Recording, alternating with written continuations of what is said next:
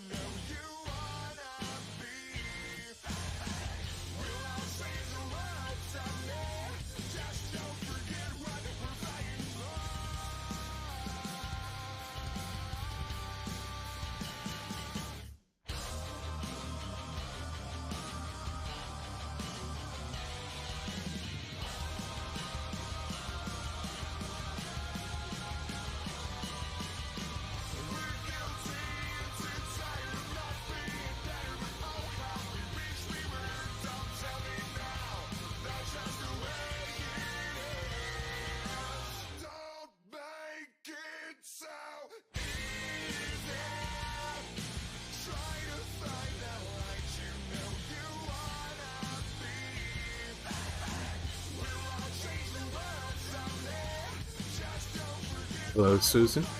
Hi, how you doing? So you didn't say anything, so I just now looked up and noticed that you had finally logged into Just Skype, anyway, yeah. Skype. You know, I was waiting for the darn password to Twitch, and it's just taken forever. I had to re-request it. Okay. But yes, I'm here, and I made sure to come into the hood so you know that I'm alive. Mm-hmm. Yeah. Did you ever get your car fixed? Yeah. And Oh, that great. turned out to be quite the... I had to take out another loan. You're kidding me. Oh, No. for a car repair? Oh, no. By the time they were done, the bill was up close to another $1,000. Oh, no. Oh, my gosh. Oh, yeah. Yikes. So, turns out that they had to replace the brakes lines and all that good stuff on the entire front important. end. That's important. Wow. What year is your car? 2010. Oh, okay. I'm still not getting the password. Let me go grab my coffee. Mm-hmm. Have you heard from Zeke? Not yet.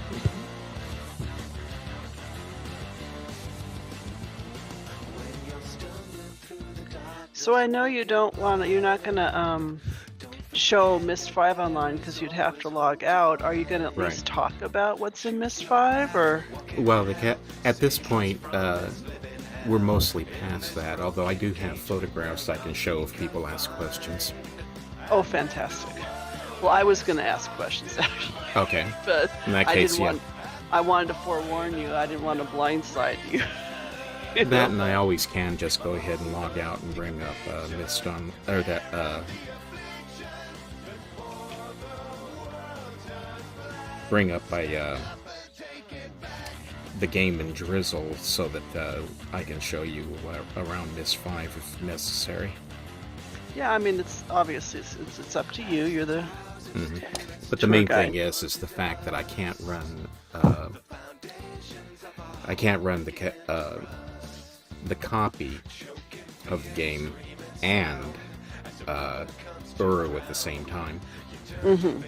Say they both use the same executable, basically. Oh, okay.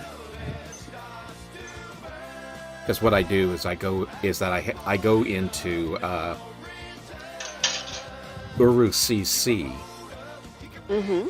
and then using a program called Drizzle, and then I use that. I have a Myst 5 imported into that, and that allows me to fly around.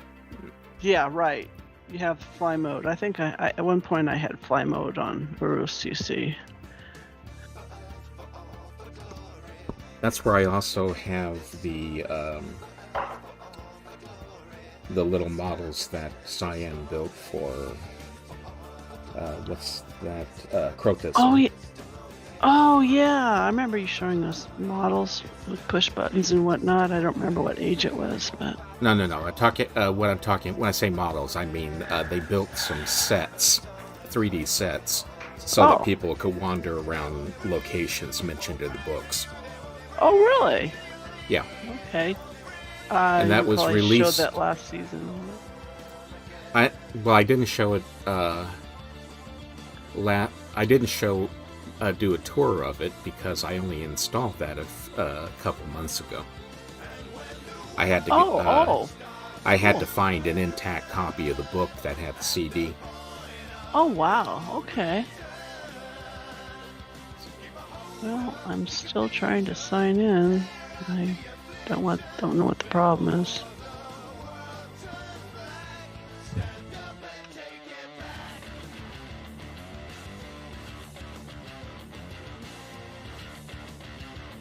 Eurovac is the only one who's commented so far in the stream chat, but okay.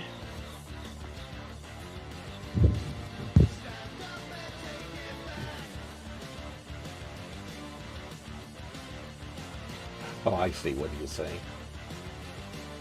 He misspelled my initials as LWS while saying thanks for another stream. Oh. Then he has two exclamation marks, irk, and corrected to LWF. Yeah. At first glance, I thought that said lurk, and I was trying to figure out what that was supposed to mean. Yeah. What sort of hidden meaning does that have?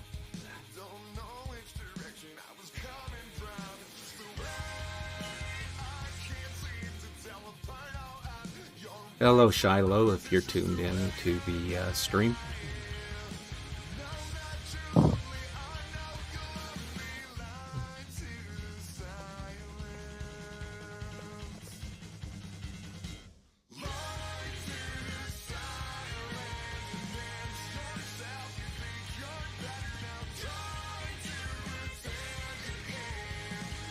Into my email account on the website in case it hits some sort of spam folder.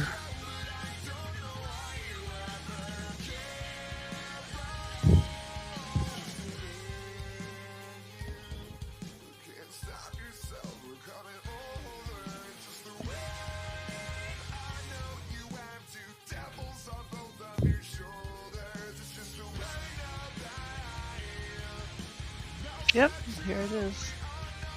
Online.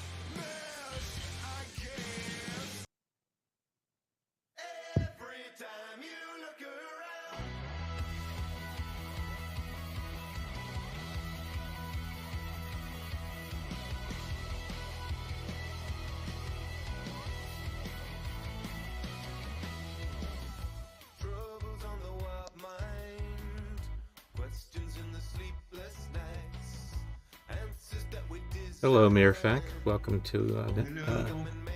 Good to see you again. Hello there, Mirfak.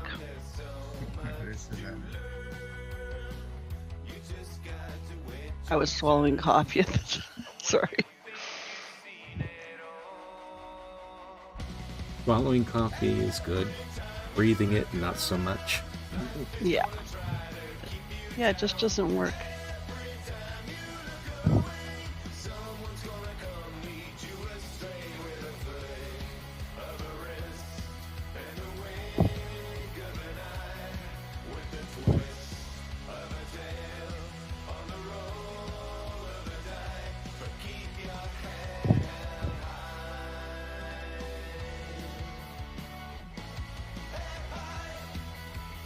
Does it take you a long time to receive your verification code for your Twitch login?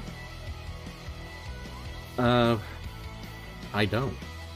So they got say mine is remembered, and it's unless you have something turned on that I don't in security. But it doesn't ask me for verification. It's probably because my device is different every time I log in.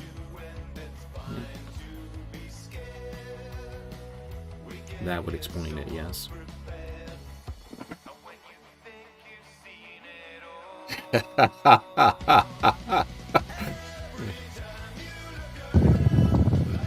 Are you reading Shiloh's comments on the game? Who, me? No, I'm still trying to log into Twitch. Oh, he says that, so how many of y'all's hometowns are having festivals this weekend? There's 2 within easy driving distance of my place. Can't swing a dead cat without hitting a crafting booth or something pumpkin spiced.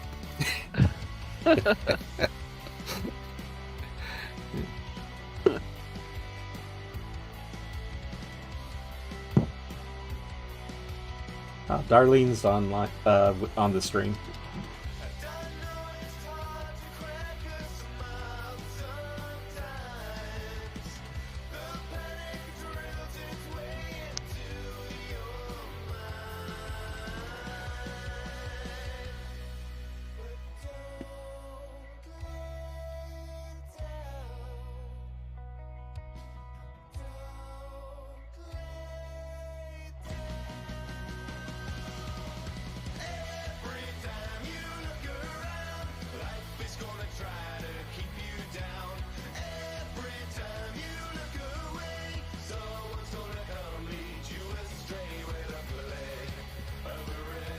Shiloh, I'm not having problems with getting overwhelmed with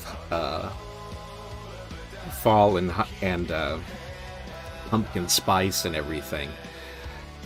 Around here, I'm too busy dodging all the Christmas stuff that they're trying to sell already.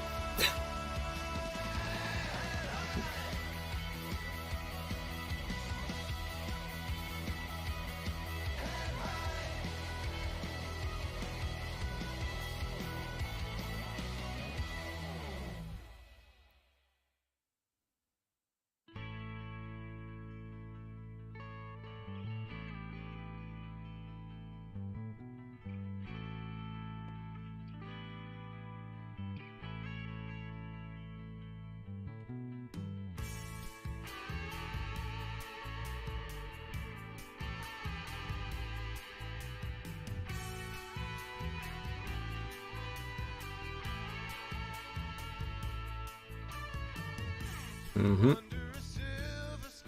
I honestly wish they'd have the good grace to wait till December to start selling Christmas, but I think they began last month. It's ridiculous.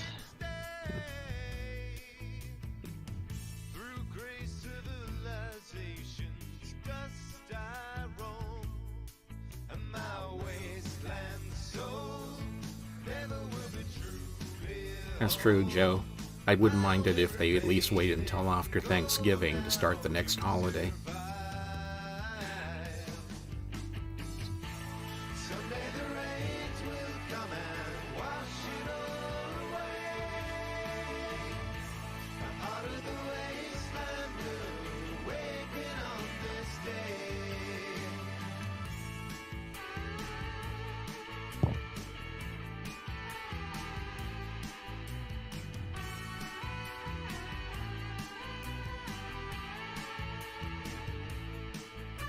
Oh, I'm in the chat room.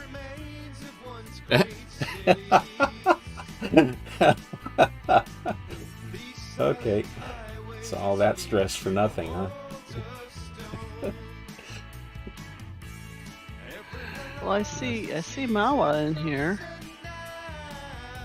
Yep. Well, she's in there. But it's not letting me. In there. It's not letting me type anything unless I log in. Oh, that's because you can view stuff even if you aren't logged in. Oh, okay.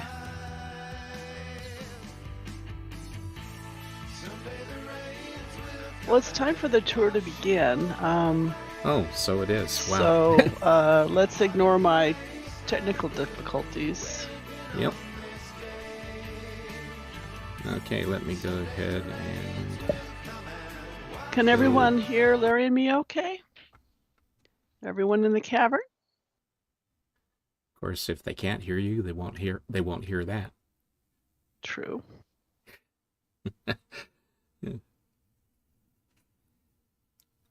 I know they're hearing me because they've been responding to my jokes.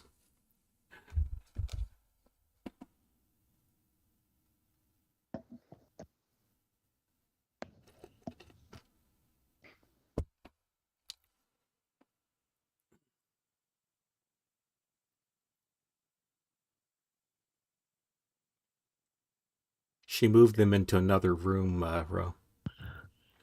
Yeah, the birds are in another room. But, you know, you never know. We might get blessed with a dog bark from time to time.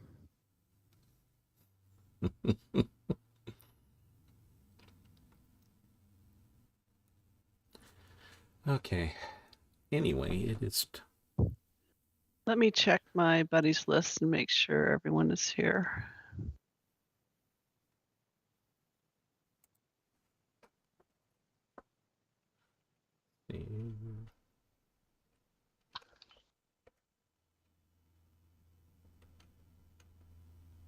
Okay.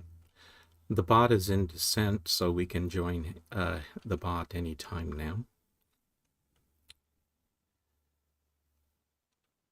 Yes, and that's a nice segue to the fact we're continuing last month's tour of Descent / Denny Tiwa / The Great Shaft.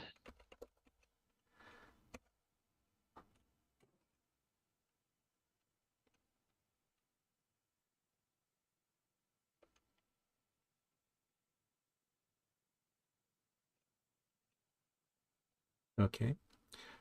Everyone, you can link to the bot anytime you like now.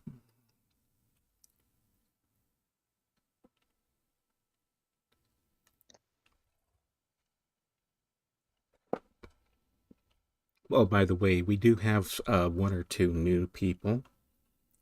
In order to participate in the tour, you need to add a Mirrobot as a buddy if you don't have him already. You do that by typing /addbuddy32319 and sending that as a private message to the bot. Or excuse me, and just pressing the enter key, excuse me. That will add the bot to your buddies, and then you type the word link and send that to the bot as a private message. So again, his key number is 32319.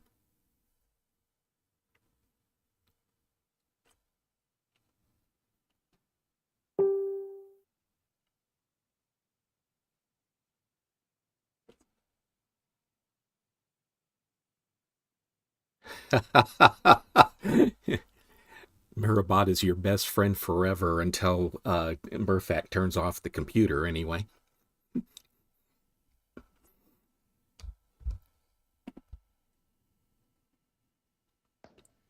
We've got 3 stragglers here. We'll try and herd them into the instance.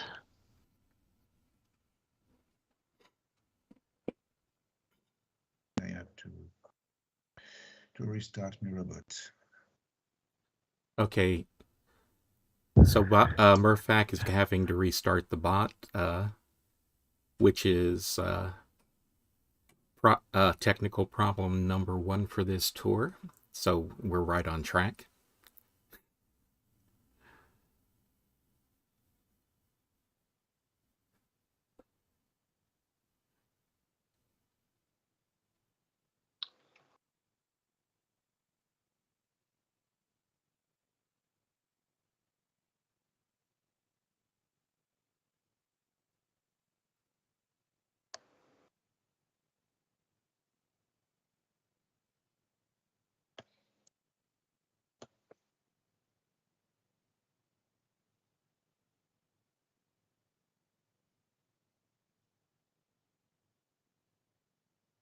Shiloh O'Brien says, Houston, we have a problem. And Houston replies, so what else is new?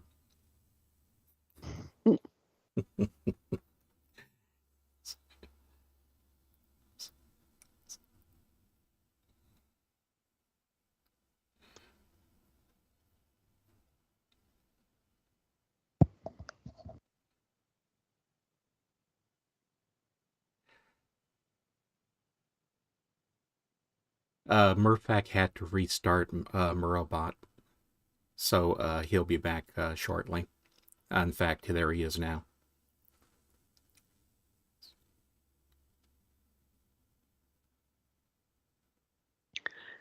Okay, so even though I can't log into Twitch, I can still read the remarks as you said, so. Yes, just can't reply. Yeah. Okay, anyway. We got 4 people here, 5 including me in the hood. And it would probably help if I were to turn on the game screen so that people can see. At least I remembered that before I officially started lecturing.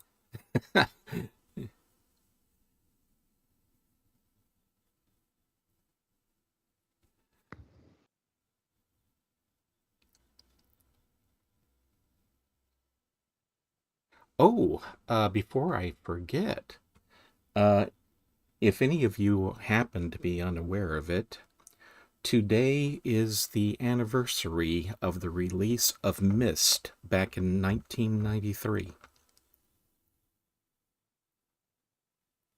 Okay. Wow. Of course, I forgot. It took Richard A. Watson reminding me that to get, so let's see. Rawa did was he told me yesterday that Saturday the 24th is the 29th anniversary of Myst's release. He then went on to say, you likely already know that, but I felt I should say it anyway. To which I replied, I hadn't a clue.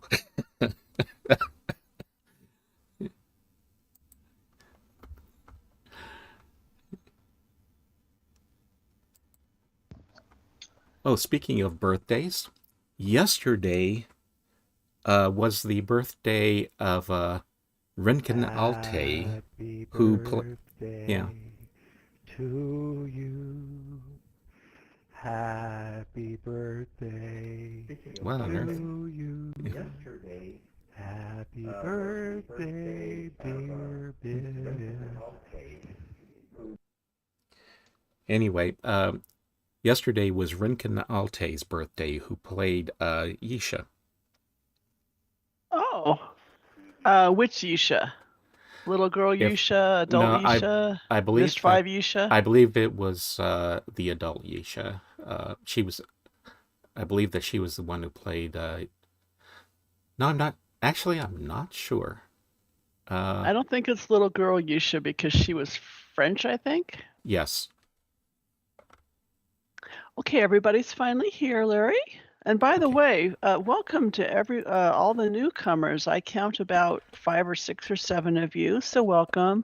You probably have figured out by now that Larry is our tour guide, and I'm your hostess with the mostest, or the leastest, depending. And we're continuing our tour today of Descent. Okay.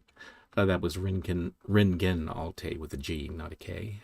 So I got that wrong.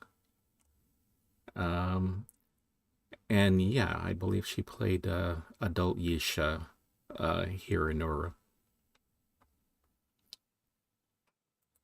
Okay. Just as a real quick note, if you find that the game sounds are too loud, you can open up your key by typing F2 and then click on the center button on the right side. That will mute your game sounds. Okay. And while I am continuing with my setup now that we're ready, Murphac, please take us down to the bottom of the shaft. And Murphac is operating Mirrorbot for special effects. Let's see. Dirt Descent.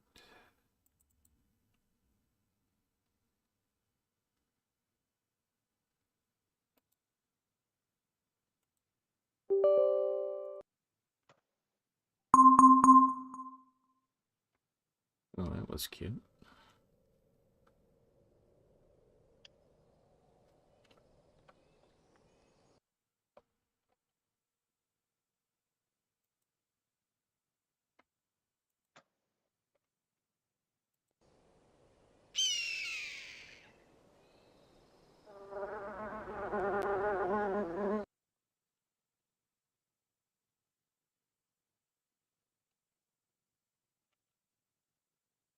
Let's see.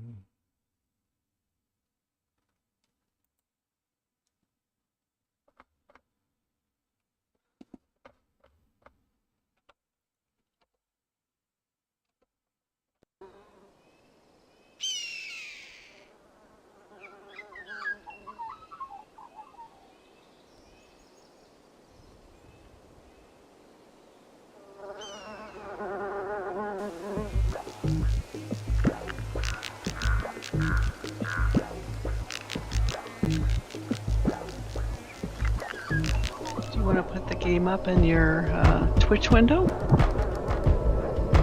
I have a. Or Say. actually, it's unnecessary because you're not showing that. Never mind. Yeah. Oh, I did that already. But I just overlaid it with the Descent demo.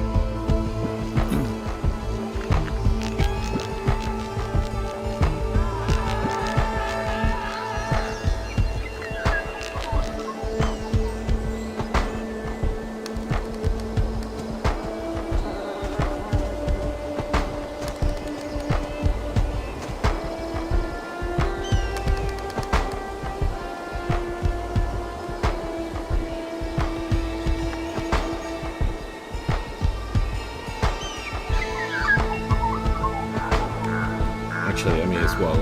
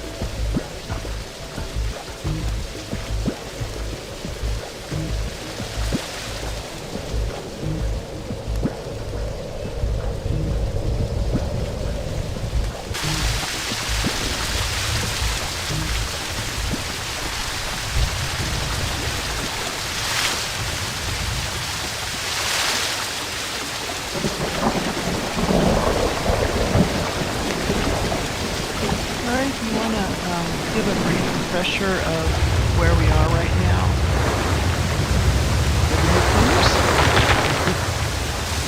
I'm trying to get past to a spot where it's quiet. Oh, okay.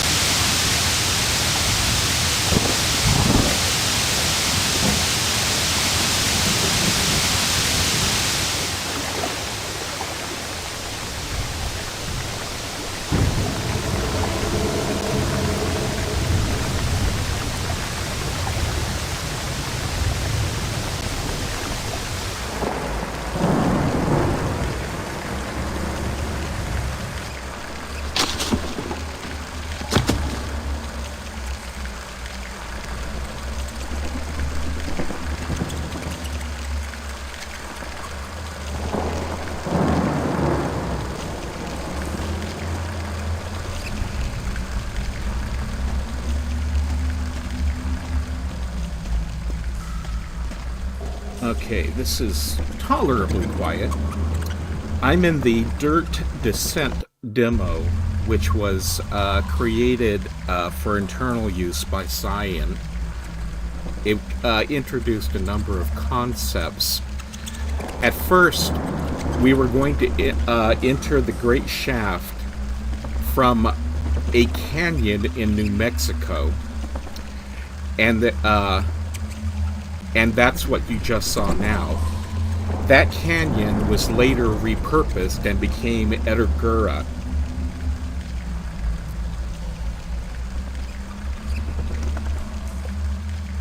And hang on just a second. Okay. Anyway, so I just walked through that because it's interesting to look at, but what I want to do now is go farther down to, so I'm looking for my save files. Okay, bottom. Let's see, bottom.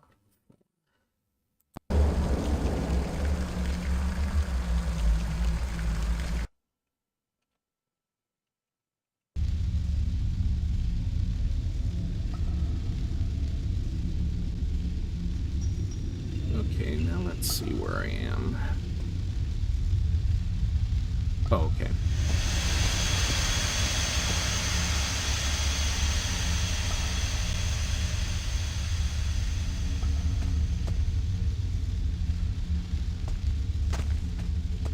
Something I didn't mention last month is that if you look at the pillars that hold up the floor at the bottom of the shaft, you'll notice that there is Denis writing on the alternate bands that form the screws. That writing, I'll see if I can get closer.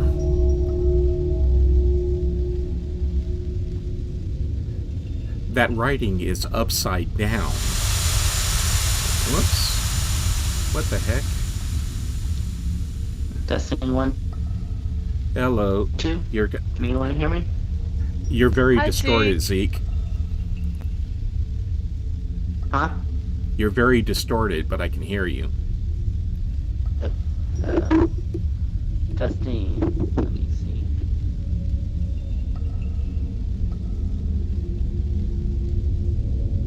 There we go.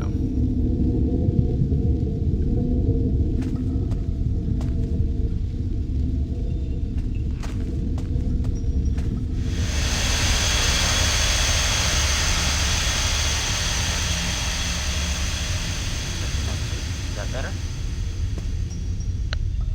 Talk Yes. again? Yes, much better. Okay. I just turned on noise cancellation. Okay. Anyway, let's see. Oh. See, we're in Mirabot's Descent, and Larry's showing the Dirt demo on Twitch. Okay. And everyone, the newcomers, this is Zeke, our co-host. Okay. If you look at the pillar, you can see the writing on those alternate bands. All it reads is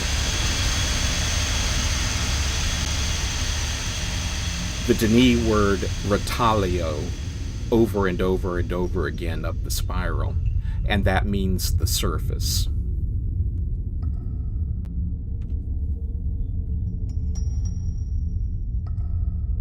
Now, let's try and find... It's a little dark for that. And by the way, I can't do anything, unfortunately, about the loud noises in this. There are no volume controls in this demo.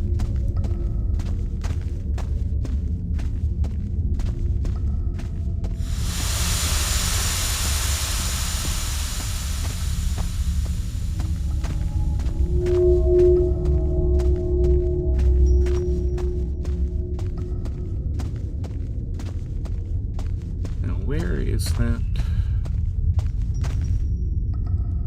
walkway?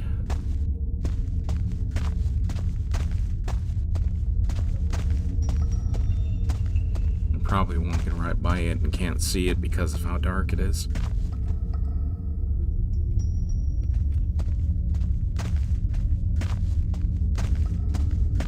So you don't have one of those little flashlight things, fire marble flashlight things that you had when you operated It's on the his belt, machinery? but I can't get him to take it out on my own. He does that himself automatically when there's a certain light level. Oh, okay. And I cannot find the walkway, the part of the walkway that leads to the door. Now, So, are you in the part like where we turn on the fans? one of them, yes. Okay. Okay. I'm gonna try just going ahead and skipping ahead here. So let's see if we can load bottom 5 without crashing. Okay, good. There we go. Okay, so here's I believe that this is the door. Yes.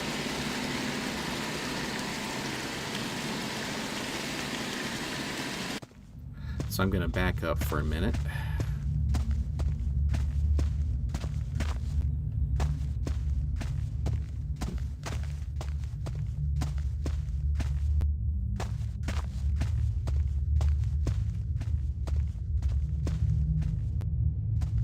As I mentioned last week,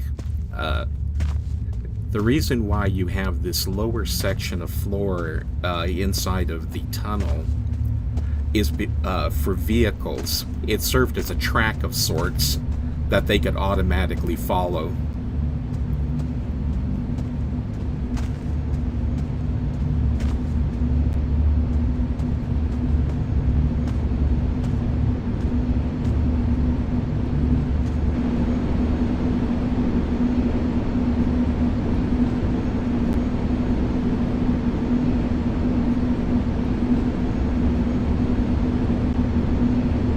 Speaking of fans, that's a ventilation shaft, and that's one of the fans that's used to feed it.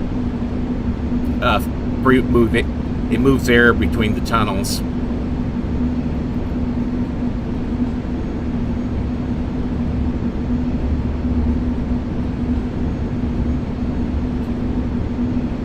Oh, thank you, Murphac. Now on the bottom. Okay. And this is what I came back here to show you.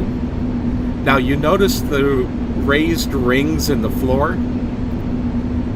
Those are also there to help guide the vehicles.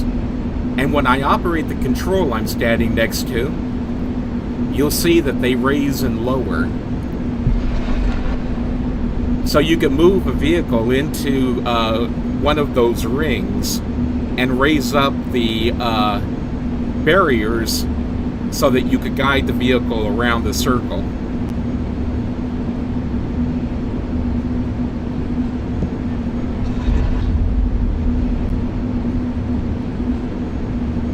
And of course, below this level,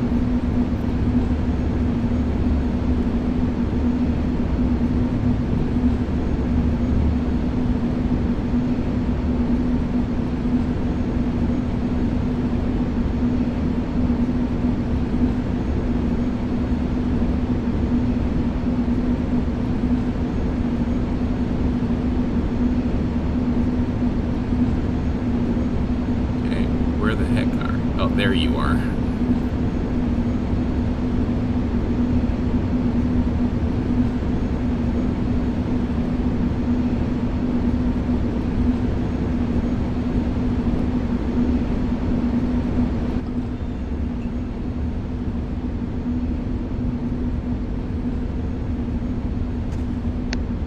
Yes, this was never released, Scott.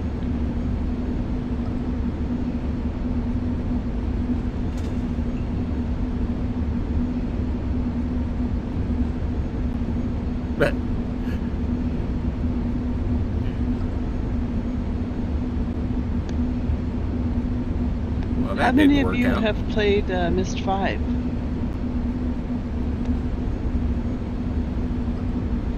Okay, that messed up.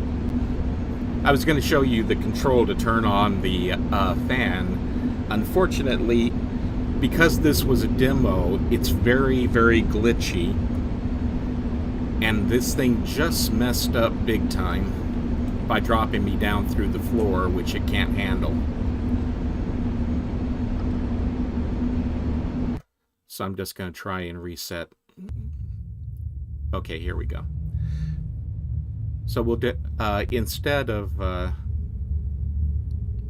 going back that way, which was a little too much for this demo to handle, we'll just continue on with what we were doing.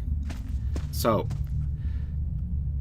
if you've played Myst 5, you know that once you turn on the fans and go up to that corridor that leads out of the bottom of the great shaft toward the city, that's where the demo ends. You cannot open, well, you can open one more door and get into that node. The round circular room is called Node, and you can get into that, but then the doorway that would lead you on is blocked off. Well, we are now behind that door in the blocked off section of tunnel at the here in the demo, because they went farther with the demo than they did with Myst 5.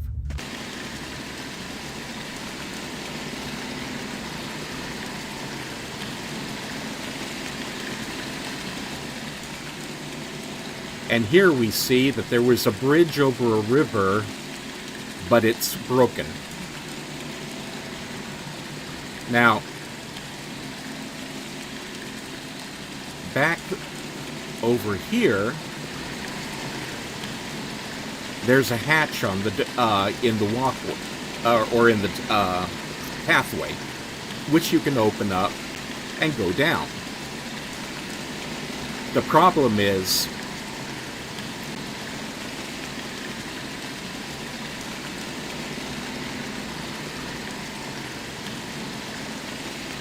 that the hatch on the other side has broken rock on it, and therefore you can't get in.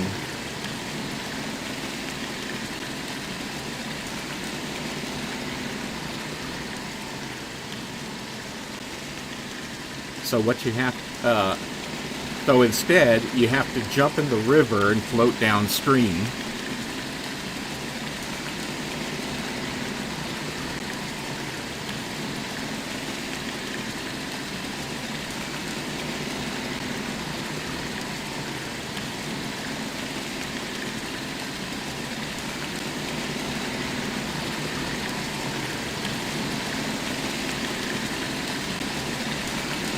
Okay, this is really dark.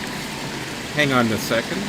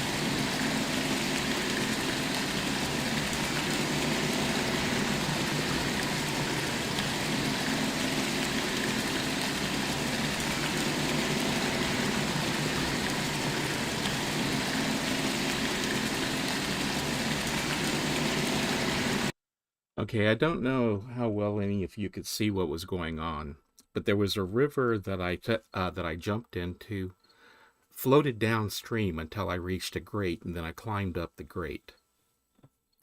So this is the first real puzzle once you get out of the great shaft and into the tunnels to Denis. And let's see, I want Bug Cave 1.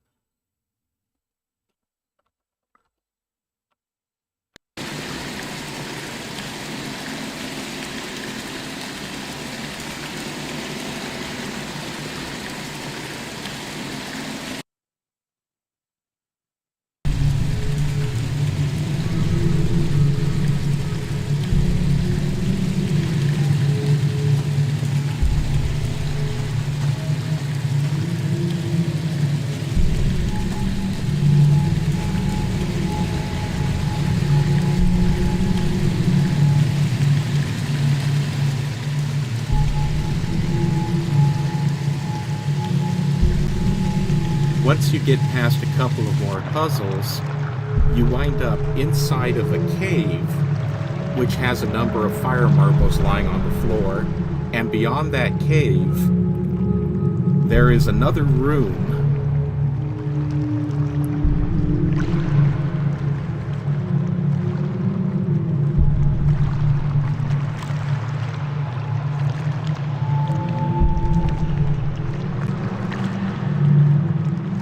And we find ourselves in a cavern which has a number of walkways stretched between stalactites hanging from the ceiling.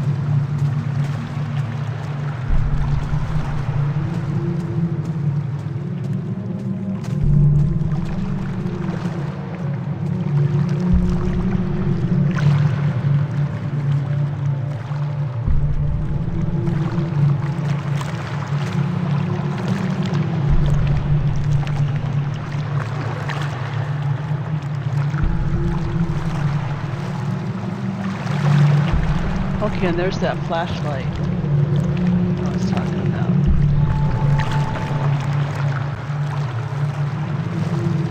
So in order to navigate around in here, you have to find... Here, let me go down to a close-up view. You have to navigate around and find the light switches to try and turn things on.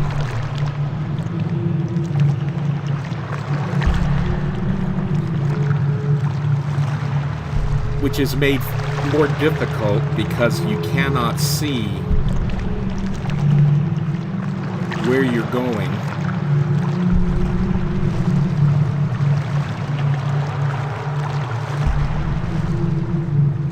Kind of sounds like they left one of the puzzles from either Hero with the Fireflies as a replacement to the flashlight. In a way, that's not a bad comparison because this is exactly the opposite.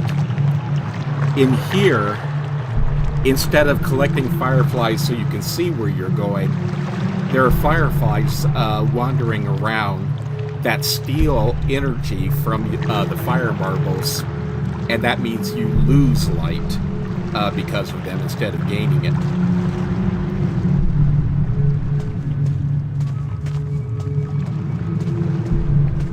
Yeah, it's one of the puzzles I don't like too much because it's so delicate.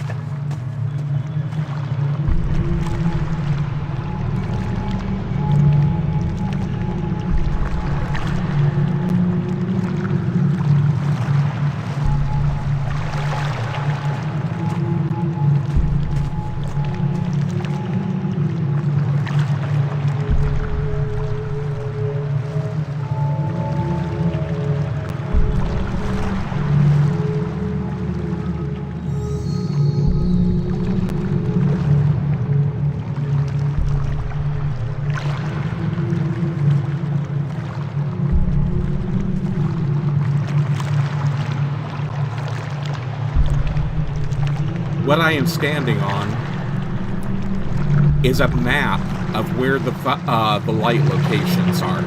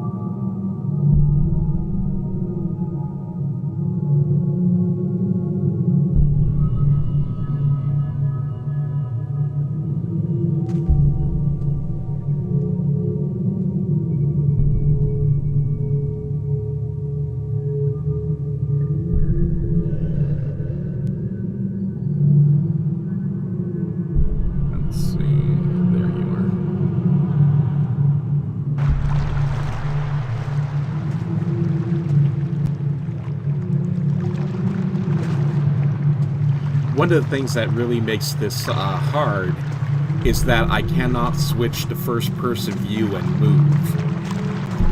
You can switch to first-person view, but you can only stand in one spot and look around.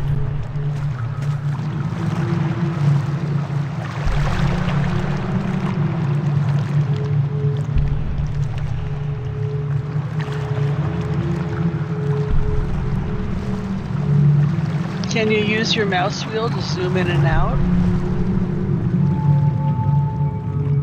No. It's basically this view or the first-person view and nothing in between. Let's see. I think there is another walkway over here.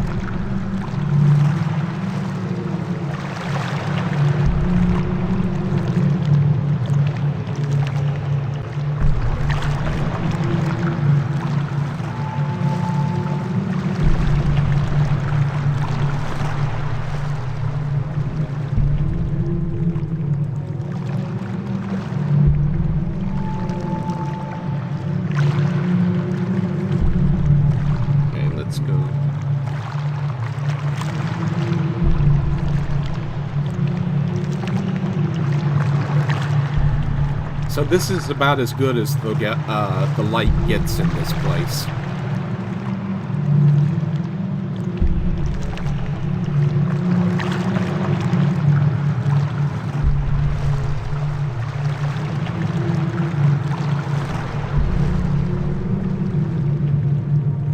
You'll notice that there's a pathway down below us, but there's not very... Because the thing's so buggy and incomplete, there's not really a good way to get down to it. And this...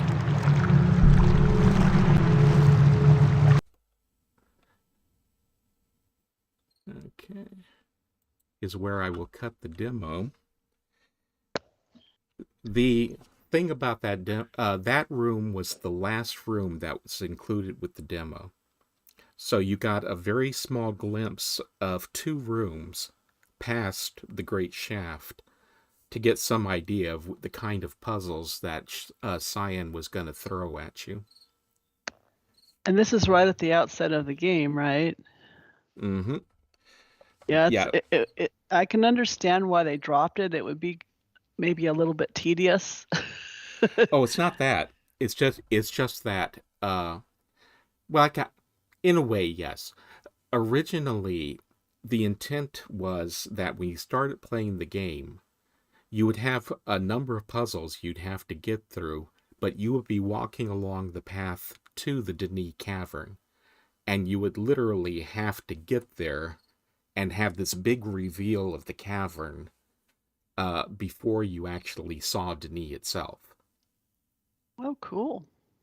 So that, but for whatever reason, and yours was probably one of them, they did decide to put the kibosh on that.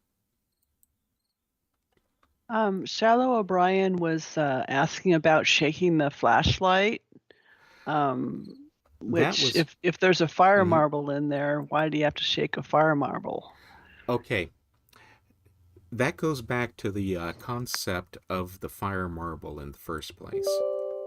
Hang on just a second. I accidentally killed Uru instead of what I was trying to do. So I'm going to have to log back in.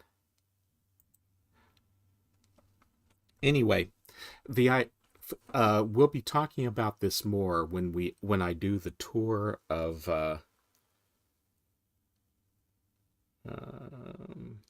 Oh goodness, my mind's going. Well, it's not unusual. My mind's going blank. But the age where the fire marbles were manufactured, uh, Datam, that's right, Datamne.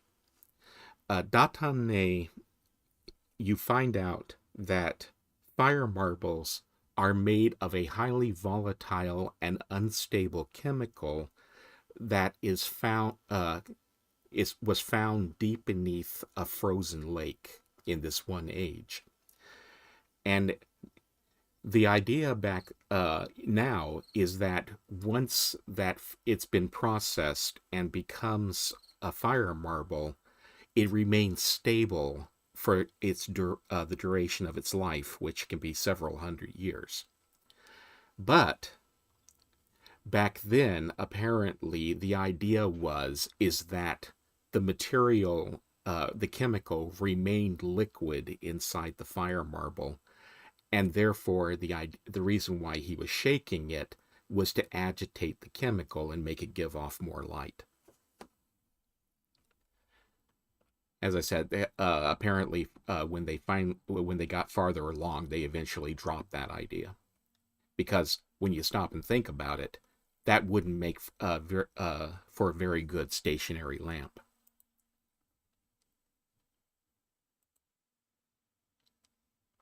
Wait a minute, why am I going here?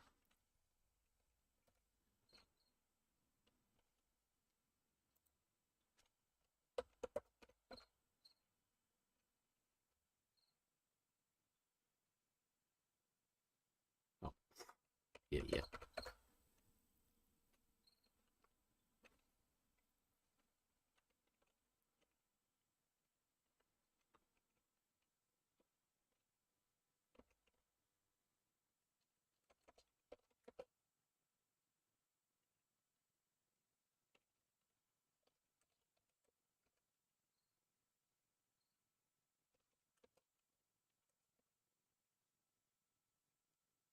Susan? Yes.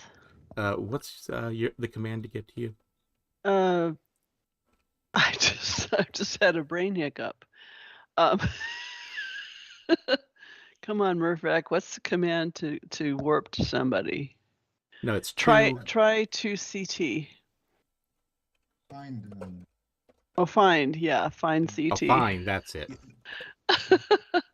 I had a brain hiccup. There we go. There you go. Oh, wait, that's a cool view. Oh. Find, and then the first 3 letters of the name. Mm-hmm. Okay. Now that I'm back, let's go ahead and have a sit. Okay. Anyway, so that basically just finishes up the main sections of the Great Shaft that I wanted to show you, especially where they pertain to the Denis real-time demo. So do we have any questions at this point?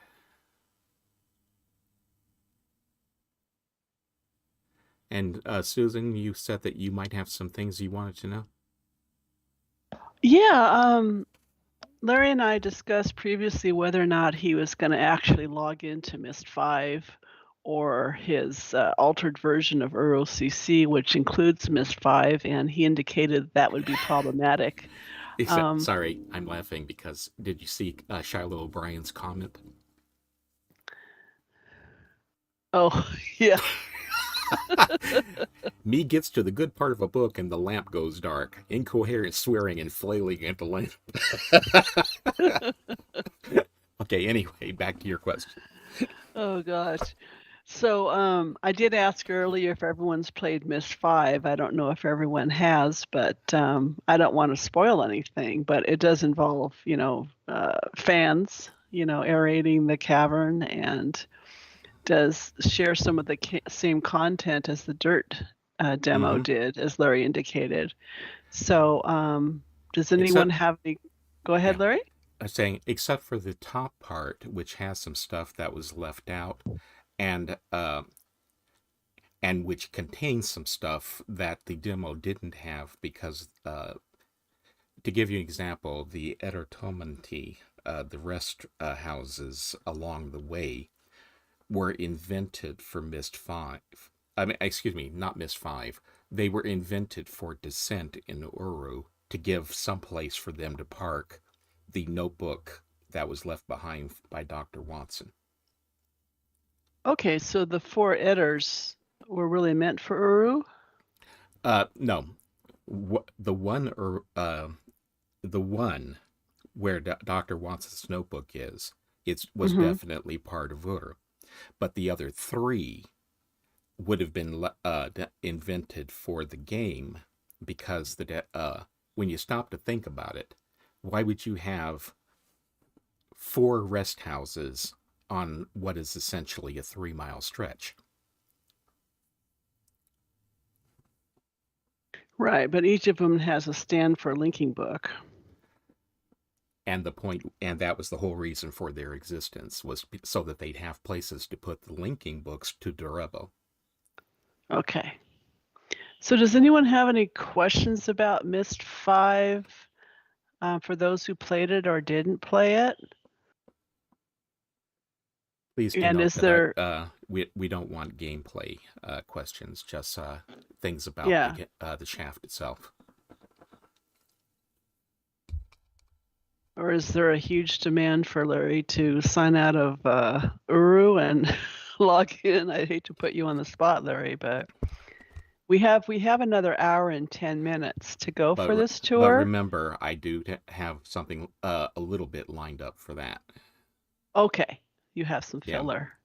Anyone have any questions about Myst 5 as it relates to Descent? Oh, I have a question. Why is it called Descent, Dunny Tiwa, and the Great Shaft? I mean, how do you distinguish those 3 terms?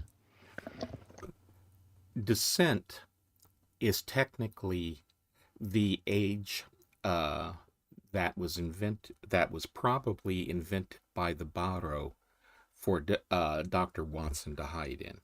It is an instance of the Great Shaft, which is subtly different from the other versions. In other words, it's not the Great Shaft that you would get to as you climb down from the surface, which is the one that you see in Myst 5. Instead, apparently, it is a place where the Barrow shunted Dr. Watson to while he was on his walkabout, just so that he'd have a place to sit and mull things over and decide to follow the path of the hand and find out what Yisha's all about. So of the 2, Descent and the version in Myst 5, Myst 5 would be technically the one in our world. However, that said, the Dirt demo has the version that was originally intended and is my preferred version. Because, for one thing, it has the worm, the Dunny digging machine that both John Lofton and Anna found, and which led them to the Dunny Empire. Can you ride the elevators? Yes. In the demo? Yes. There's only one. Because there are no Edertomanti, there was no reason for them to break the journey down. So you get on the elevator in the demo, and it goes straight down to the bottom. Is it a cutscene like it is in Myst 5? Yes. Interesting. And Shiloh O'Brien had a question? Okay. So, is this a place for a linking book? Okay. The answer to that is no. The Dunny did not park linking books everywhere. They were too valuable. So what they would do, however, is that they would make, say, a rest age, a garden age, and they would put it in a public location. To give you an example, the Great Library in the city of Denis was there specifically so that the people of Denis could go and see the books and link through them to various ages. Admittedly, most of those ages were actually written by apprentices and journeymen, not the masters, but they were still something. And then there was an island in the Denis Lake that was set aside to be a park where Denis people could go, and there were a set of linking books on pedestals in that park. But other than that, and the fact that they had the rest age books in the residential neighborhoods, they were not something that you would just put everywhere.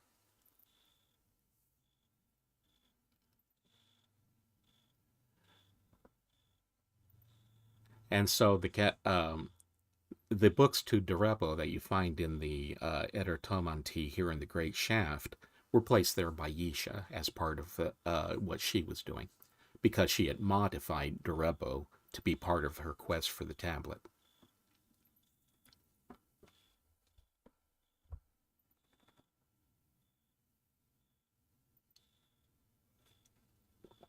Next. Well, someone asked if he can play the demo, and I responded affirmatively. Assume Yes. if you can play it, everyone can play it, and I posted the link to the Guild of Messengers site. That's correct. It's a publicly available download now. Now the one thing, when you'll notice that I often had trouble navigating, especially because the view was so dark. There's very few controls for the game. To give you an example, I was using the keys on my keyboard, and to move, to turn left, right, and to move forward and back. That works just like Uru. The only other there's really only two other main keys that do anything. The first one is O, which switches you in and out of first-person view. And as I mentioned, when you're in first-person view, all you can do is rotate in place and look up and down. You cannot move. And then the other one is A, which is the activate key. And that one allows you to press buttons, pick things up, or whatever else you have to do. But it's an automated movement when you press that, and you're close enough to an object that you can interact with. You don't have any other control except to get him close and press that key. And then there is the tilde key, which allows you to open up a menu where you can save and save locations and then reload them later. And that's about it. Those are pretty much all the controls really that there are for this game, for the demo. And you have no camera control, so like I said, it can be very, very interesting trying to figure out where the heck your avatar is going.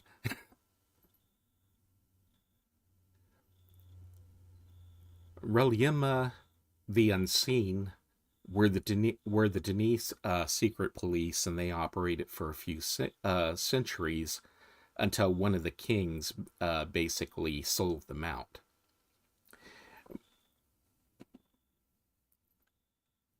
Pretty much, that's it. Yeah, those are pretty much it. You'll get a write-up in the folder you download those, so you can read up more and remind yourself of what the command keys are.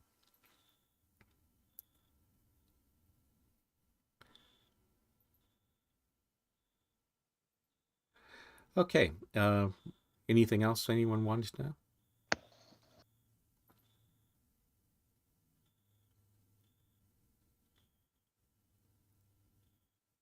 Yes, AO and the tilde keys. Yeah, I saw that.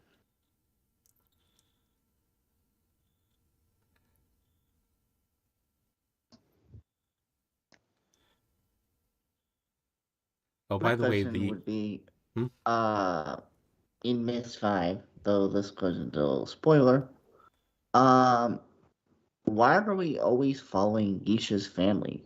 I mean, how did we become the fate of their civilization? Actually, what they Myst 5 revolves around who's going to control the Barrow. And and it doesn't actually have any effect whatsoever on the Dini people, nor does it really affect Yisha's family. Mostly, the quest to free to the Barrow was Yisha, who was,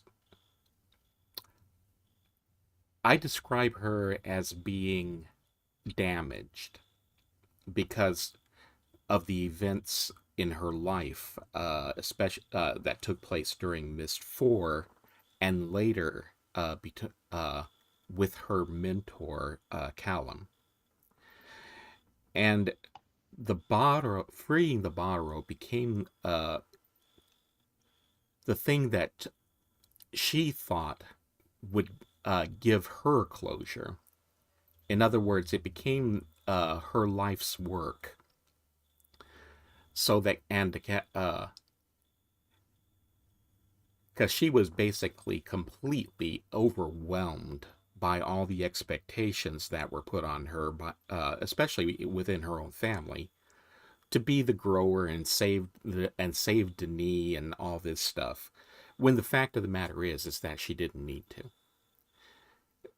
The Atris had already saved the Denis people when he took them to Relishan.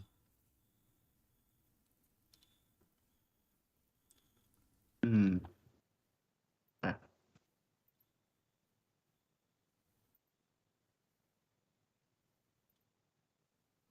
Okay.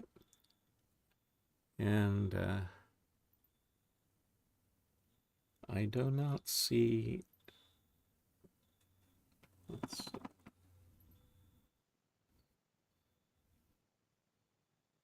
I'm not seeing any other questions. Okay, so at this point, I'm going to go ahead and introduce you to another age, which was not included into Uru. There were plans to, but of course, the game was shut down before Cyan got to it. And that is an age called Pirahnay. So let me go ahead and open up.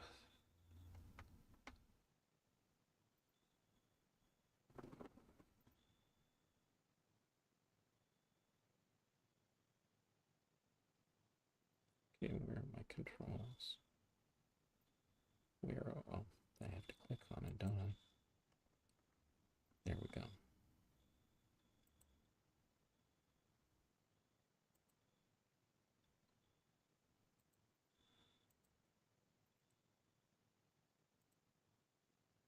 Okay. And let's resize this.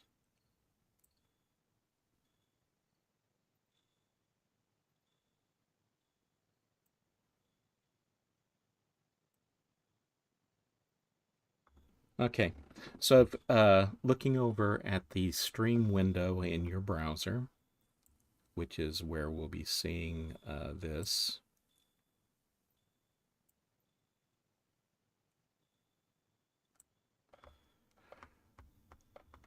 All we have for Pirahnay is concept art. So that's what I'm going to be showing you, and then I'll be talking along to it.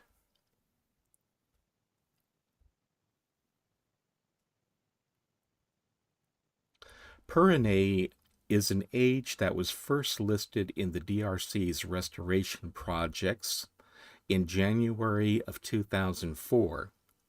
It was suspended in an early phase as not understood, dangerous to proceed without knowledge. During a town meeting on July 6, 2006, Dr. Kodama was pressed on the reasons for Pirahnay's suspension. He had this to say about it. Strange place. An artist's age of sorts. Much of it can be manipulated and changed within the age. There was also some backstory/history that was not particularly wholesome. Still trying to figure out much of it, although it's quite simply a very strange place that is even hard to understand what should be restored to. There is no clue about the unwholesome history that Kodama mentioned in the available knowledge. The DRC viewed Pirahnay on December 30th of 2006 and voted unanimously to renew the suspension. Thanks to documentation, we know quite a lot about the history of the age. Pirahnay was written by the members of the Guild of Writers around Denis year 8579 for the Guild of Artists, one of the minor guilds that was formed when the Guild of Fine Artists was split up in Denis year 2488. The translation of the name Pirahnay is unconfirmed, but it's called the Pigment Age in DRC notes, so it's possible that Pirahnay means pigment root, with root having the connotation of source. That's a common convention in many Denis age names. The Denis homeworld Gartenay means great tree root when translated literally, but probably should be read as source of the great tree. Throughout the history of Denis, there were people who wanted to write their own ages but were forbidden to by laws that normally restricted the privilege to the Guild of Writers. However, that was subject to the golden rule. He who has gold makes the rules. That's why Atris, a master, the elder, who was a master in the Guild of Surveyors, was able to write the age of Gemedet and not only not be arrested, the Denis Council even gave back the book to him after confiscating it because he allowed Anna to help him. Sometime around Denis year 8579, a group of painters wanted to write their own ages, but were frustrated because it wasn't allowed. They believed that ages written by artists could be far more beautiful and creative than those written by the hidebound Guild of Writers. The artists eventually compromised by asking the Guild to create an age just for them. The requested age was to contain plants and materials they needed to produce pigments that could then be used to make richer and more varied colors than materials that were found in the caverns. The writers and the city council agreed to create this artist's age and work with the painters to write a world that would give them an endless array of colors. The artists were thrilled, and not just because of the resources they'd gained from the age. They fully intended to use it as a place to conceal descriptive books that the painters were experimenting with. That had been the real motive for asking for the age to be written in the first place. When completed, the age was covered with a color-shifting fungus. The artist could go to the age, find the colors that they were in need of, scrape the fungus off the ground, and the harvested clumps of fungus retained the color that they had at the time. The artist then dried it, ground it into a fine powder, and mixed it with an oil medium to make paint. But that wasn't all. The artist learned that when stimulated, the fungus could be induced to change into whatever colors they wanted, and it wasn't long before they knew how to get the fungus to become the precise color desired. And, okay, in the illustration, you can see there's a number of little spiderweb canyons around the base of a butte. And in those canyons, you can see a rendition of the fungus growing at the bottom. Let's see, I believe that I have... Here we go. When seen from above, you can see a bit more of what the little spiderweb canyons look like.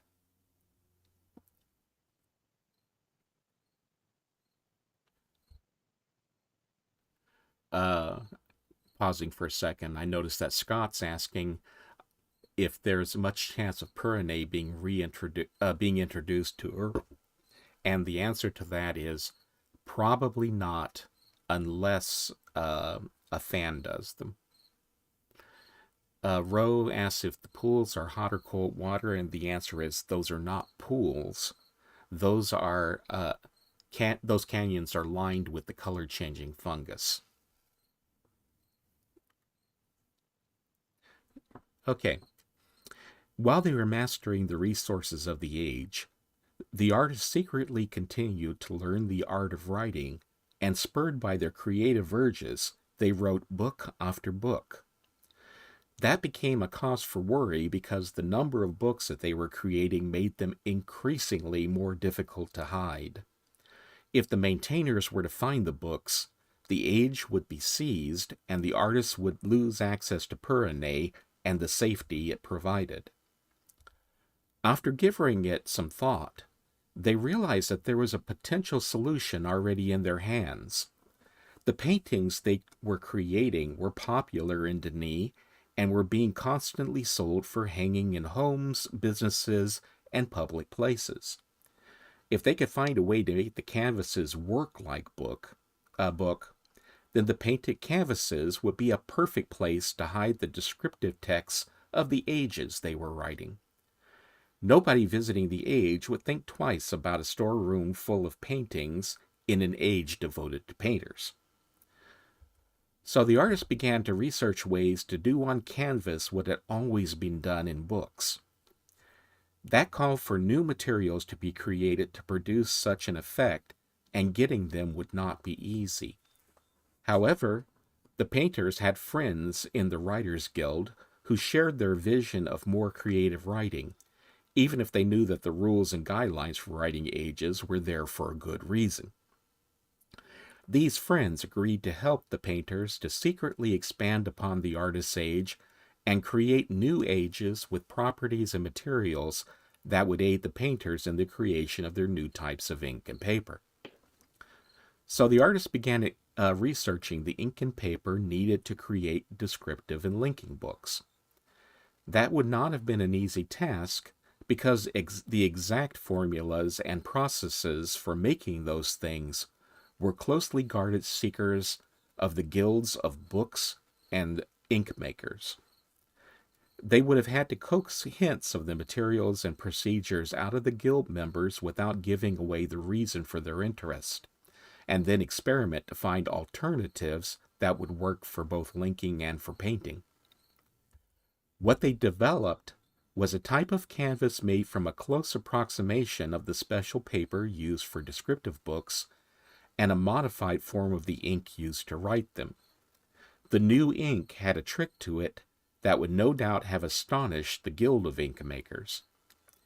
By applying certain chemicals, the ink could be made dormant, which the artist did after writing the age. Even more surprising was the technical acumen that artists displayed when it came to the act of writing.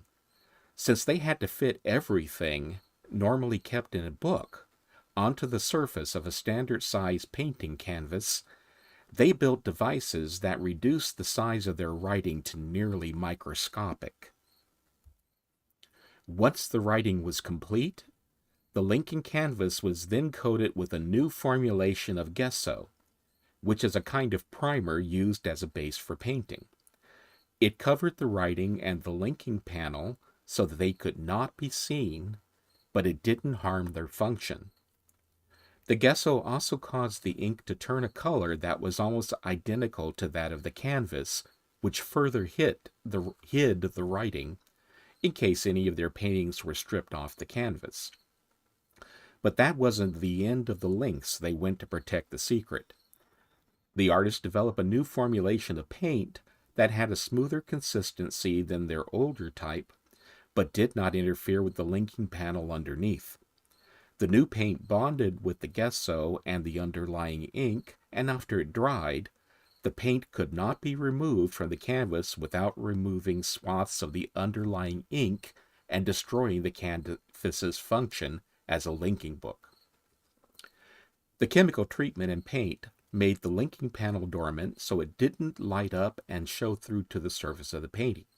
But if anyone touched the area the panel was in, it still worked then. The artist painted an image of the age that it linked to over the gesso so that they knew where it was going to take them without needing to see the linking panel. When they were finished, a special symbol would be applied to the piece. They could then link into one of their worlds through their painting by knowing just where to touch it. Something that should be pointed out is that the painters were not crazed or imprudent. They knew that poor writing could produce dangerous and unstable ages, and they took great pride in learning and understanding the art of writing. Their friends in the Guild of Writers quietly taught them the rules they needed to follow to produce ages that could be safe to visit. The painters understood the limits, and not only the great master painters, and only the great master painters were allowed to produce paintings that worked as linking books. Just as the painters had friends who were writers, they also made friends with members of the maintainers. The sympathetic maintainers tested their worlds for them to ensure that they were safe for visitors. As a repayment to their writer and maintainer friends, the artists created link paintings especially for them.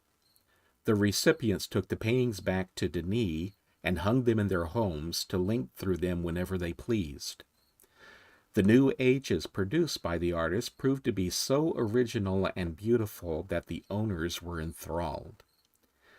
They willingly kept the secret, but were permitted to share them with others whom they were sure could be trusted. Eventually, a secret market developed among those in the know, in which link paintings could be commissioned at very high prices. The fact that the works were painted by known master artists accounted for their value to those unaware of their special properties. The symbol found on the paintings became a mark of exclusiveness available only to the highest-ranking members of Denis society. Humans being what they are, knowledge of the paintings eventually linked, and rumors spread to the streets of Denis. Over time, stories of incredible paintings that you could link into became widely known, and the search for a magical paint that gave the images that power became an obsession. This paint, of course, was never found, and the attempts at dismantling the paintings layer by layer, or softening the paint to find the recipe, resulted only in destroyed pieces of art. In the end, the original band of artists grew old and died, while exceptional paintings from Pirahnay continued to be produced right up until the fall of Denis, and used the same high-quality materials. The later paintings were made without the writing underneath, and over time, the story of paintings that could link fell into myth. The original link paintings changed hands and were auctioned away at estate sales. Those paintings can occasionally be found in homes all across the city, as well as in galleries and public buildings, but the secret of how to use them has been lost.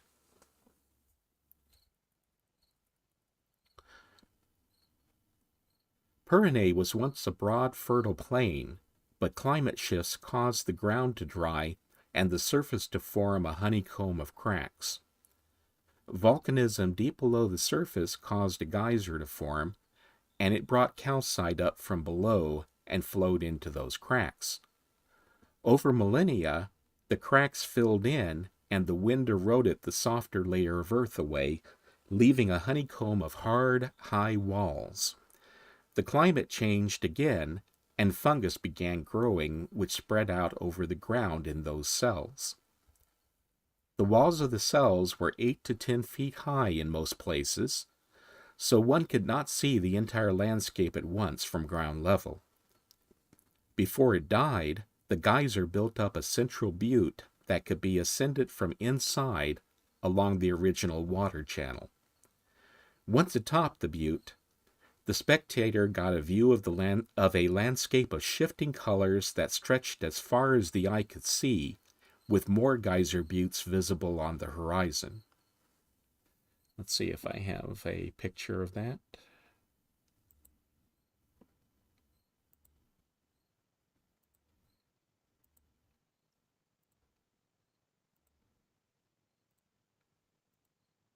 Okay, no, I don't.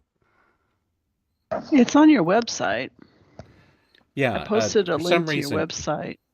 For some reason, I don't have all of the pictures that I have on the website in my notes, so that's a bit of an oversight. But my notes for this age were not complete.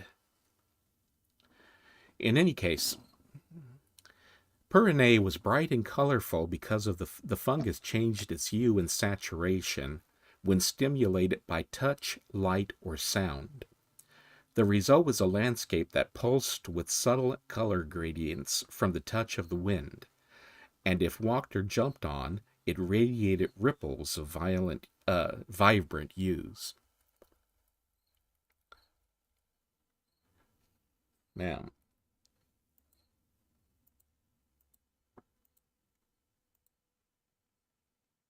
okay.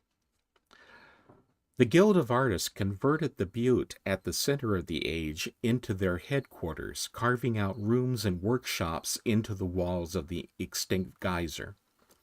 Since the original band of artists were small in number, they didn't need large or imposing rooms. Instead, they made them cozy and comfortable. The butte had a central shaft that the geyser erupted from down its middle, and the artists' rooms and workshops were carved into the rocks surrounding it. The opening at the top of the central shaft was left as it was to allow natural light inside. At the bottom of the shaft, the floor was smoothed into a plaza, and a garden was planted there to make it more pleasant. The general atmosphere was made to be dark and warm in the rooms, but bright and cheery in the studios and plaza. When the DRC found the age, they found the equipment left behind by the last artists who worked there. That included mixing bowls, grinders, looms, presses, and writing devices, many of which were still in excellent condition. Several of the workrooms contained linking books to other ages that were used for harvesting raw materials used in the production of canvases and paints. Links to small articles, that's a personal note. Okay. 3 of the books that you could find in the age were links to the Canvas Age, the Gesso Age, and the Ink Age.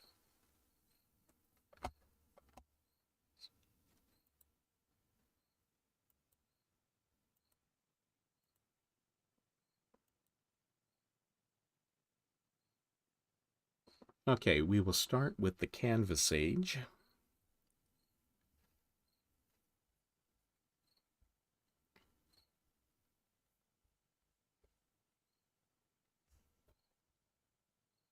The Canvas Age is made up of trails winding through canyons. In the canyons, the artists cultivated narrow fields and rows of small sapling-like plants that were spaced about 15 feet apart.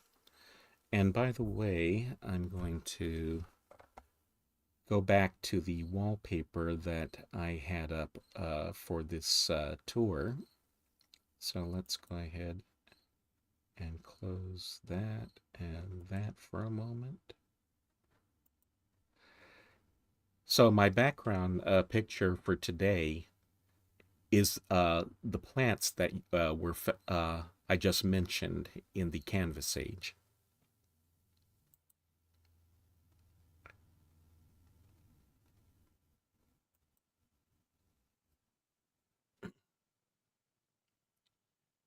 The DRC found areas in the fields that were pocked with 10 feet wide holes that were 15 feet deep.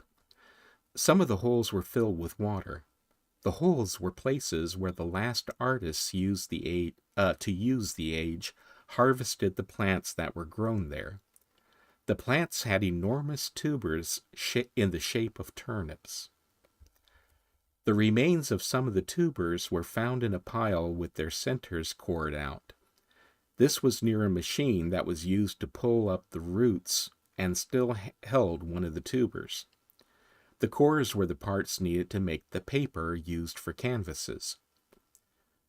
The weather in the canvas age was moist and foggy with frequent short rainstorms, very much like those of Ederkema.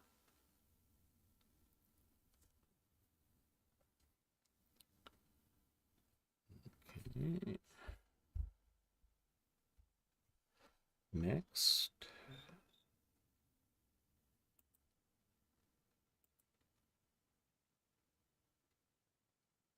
Okay, next would be the Gesso age.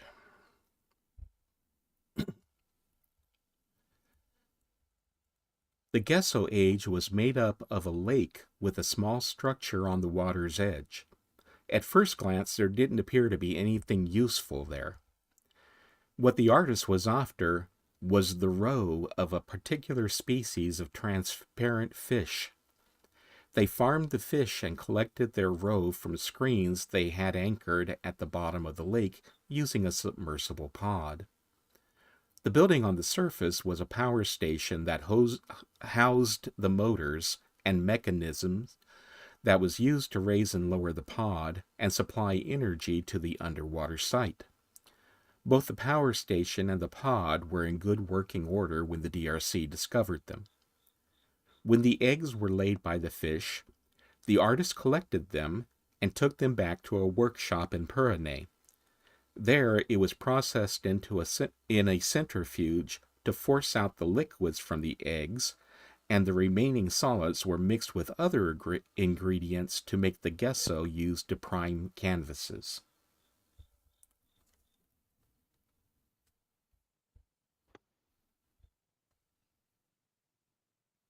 And then the ink age. This book, by the way, was hidden because it was an illegal book for them to possess. The linking book found in Pirahnay linked to an age owned by the Guild of Ink Makers. It was an age where they harvested the blood from ink beetles, and which was part of the formula for making the writing ink for linking and descriptive books.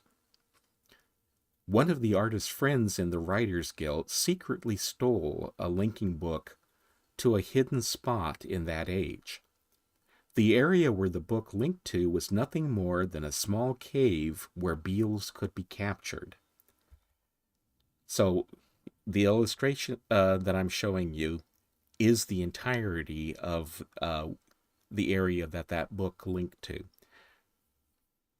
And they put bars across the window to keep people out. So they would link there, capture a few beetles that might have wandered into the room, or which may have been on the ledge toward the outside. And when they had enough of them, they put them in the little sack that you see there and take them back to Pirahnay.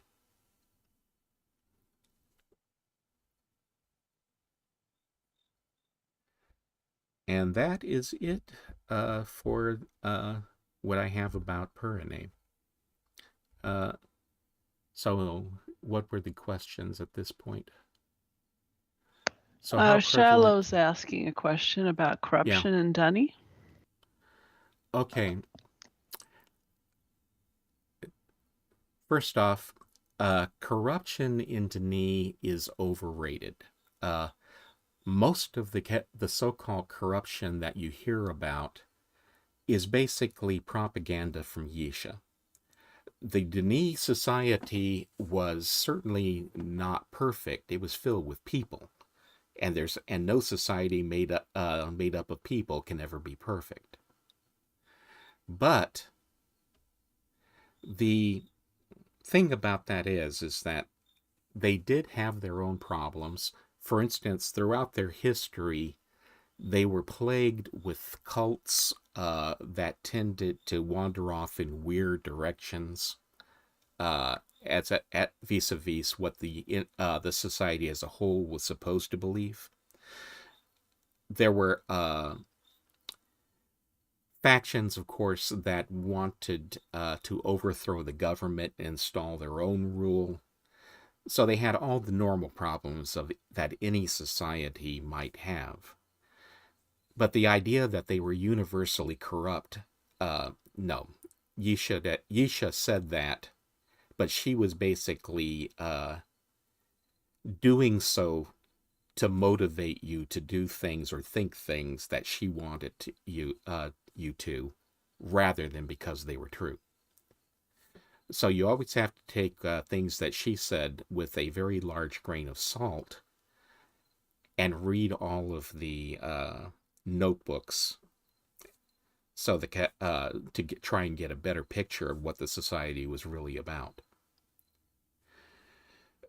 Now, as far as the was there a tie between the painters and the Baro? Absolutely not. The Denis society did not know that the Baro existed as a whole. There were probably no more than a handful of people in Denis who did. And this is something, by the way, that I've confirmed with Richard Watson. We had a discussion about it at one point. So the thing is that there could the Baro were there, but they kept to themselves. They were and hid, and as been pointed out in from other sources, they watched Denis. But but as far as actually doing anything with the people of Denis, no. Why they were bound there, and what they were doing is still very much a mystery.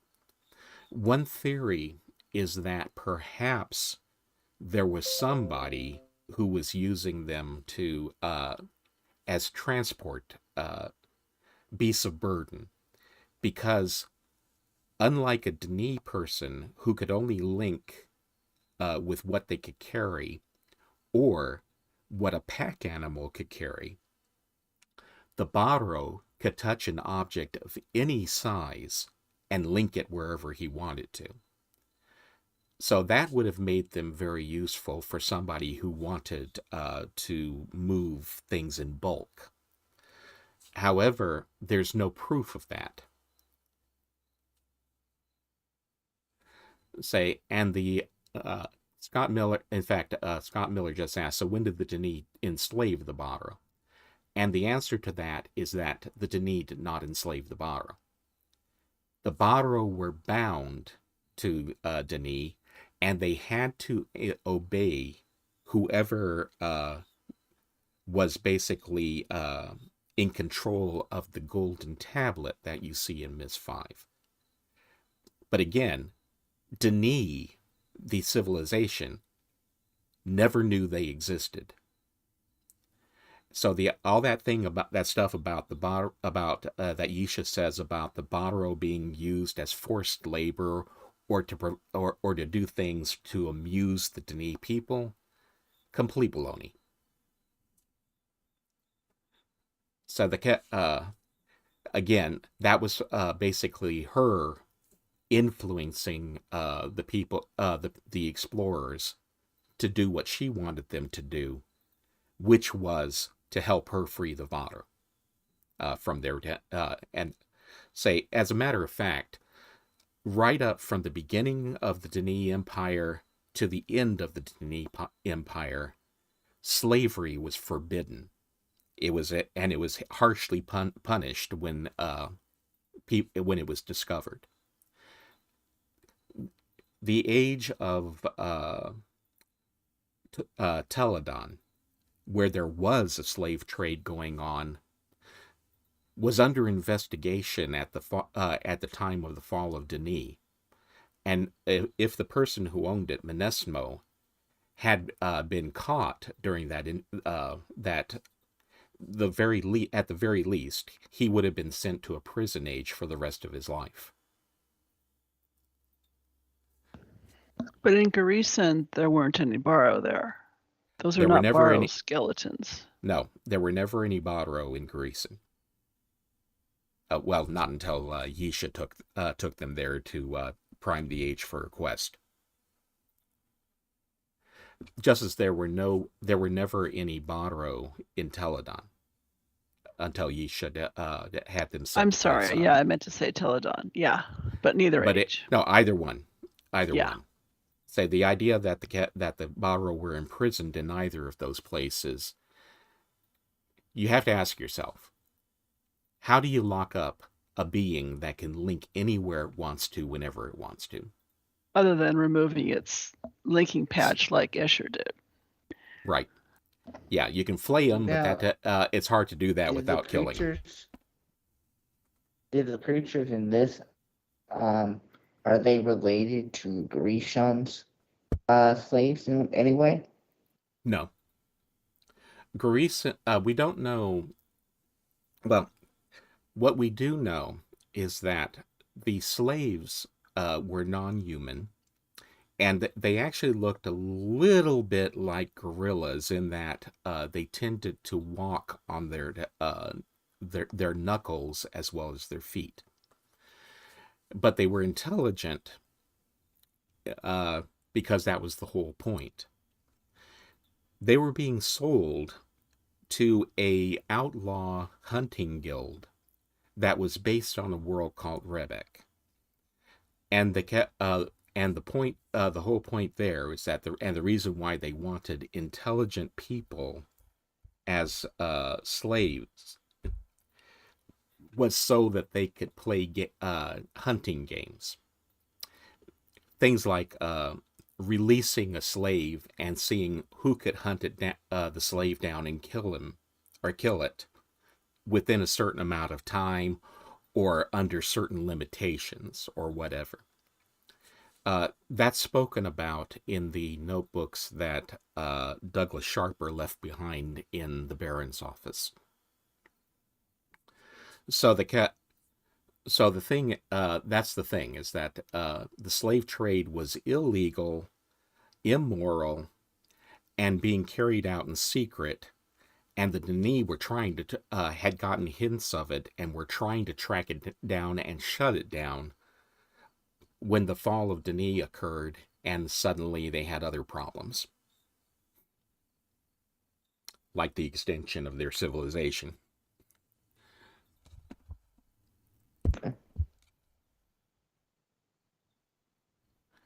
Okay, did I miss any other questions? I don't see anything.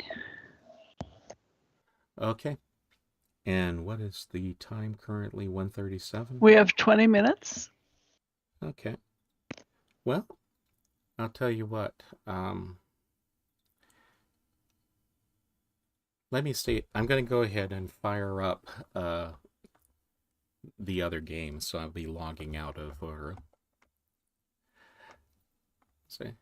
Awesome. Thank you so much. So, no, Larry, we're not done, Shallow. Yeah, we're going to be, I'm going to show you some other stuff for the next 20 minutes. So but this is it for the tour of Pirahnay. So thank you all for putting up with that, and I hope you enjoyed that. We are going to be covering, over the course of the season, a lot more ages that were not included So, thanks to the fact that by streaming, I can now show you the illustrations for them. Thank you so much, Larry. It's very interesting. So it seems like Uru is just the tip of the iceberg as far as as far as the content they really invented. Yeah. Cyan had very, very big plans for Uru, and they were basically just cut off when they had barely begun by the collapse of the game. So let's see. Here we go.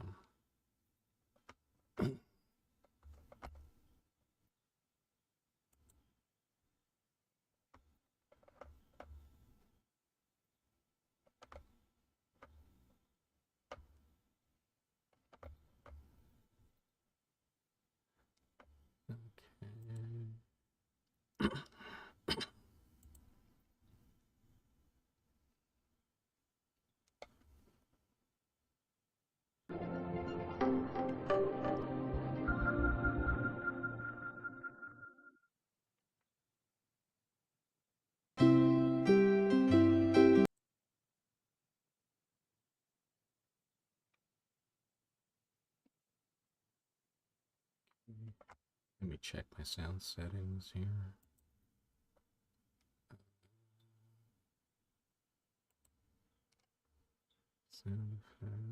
Okay.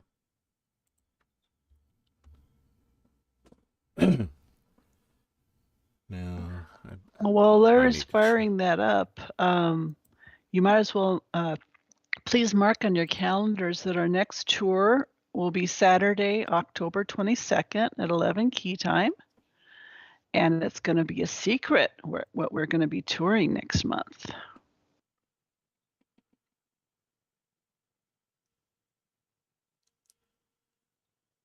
Yep.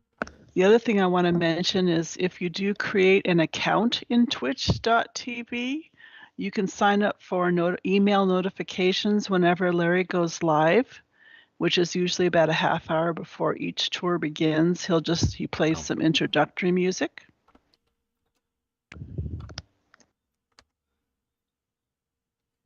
Explain.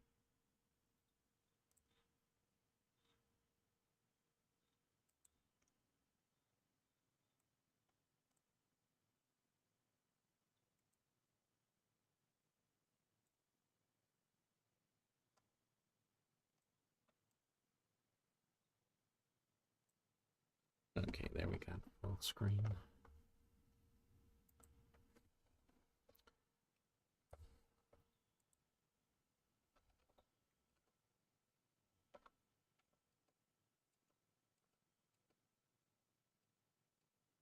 I've got way too many windows open. Let's see. Okay, that's what I'm after. There we go. Okay, so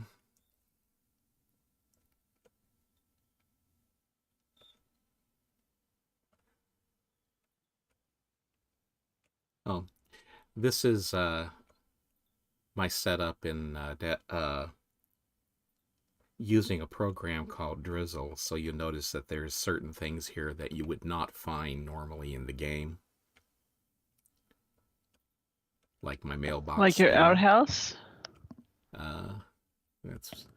Yep.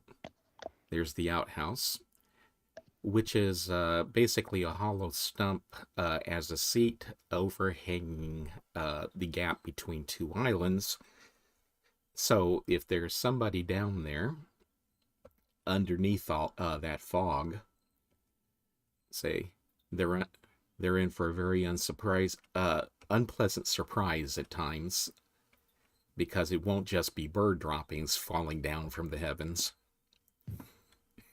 Back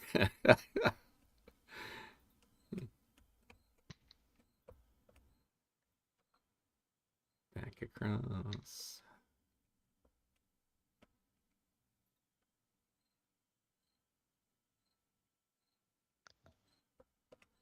Anyway. Now, was there anything you wanted to see in the shaft? or did you, or do you care where I go? Who, me or anybody? Yeah.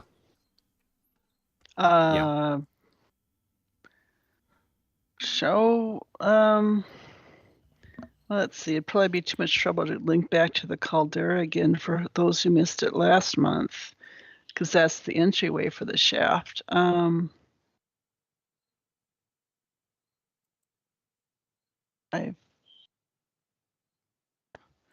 Oh, you're hovering over your books. Oh, I don't recognize the books. These are fan ages, some of which haven't made it into live. I was just taking a look at where some of them are going. Ro is going to be intimately familiar with these because he loves visiting fan ages. Okay. Now, are you going to link to the caldera and then climb down the ladder? That we can do. So let's see. Thank you.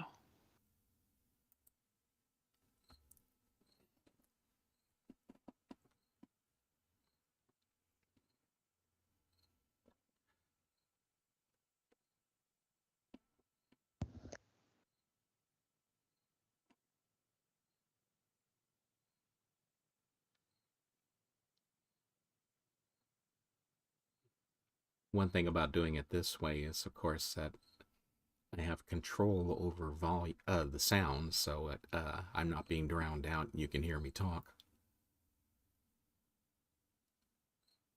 Let's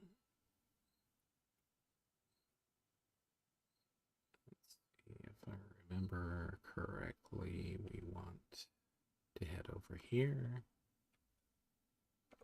Yep, that's the one.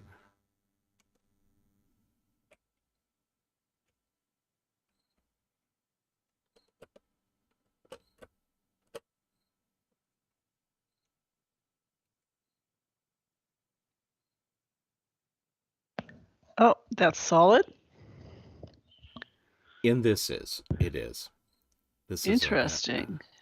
Yeah, in Uru, you follow through. in life, the darker part is not solid. Oh, this is interesting. Never seen this before. Can anybody get this? Yeah, although you have to, it's available from the Guild of Writers.org. Oh. And but there is a couple tricks to setting it up. Wow.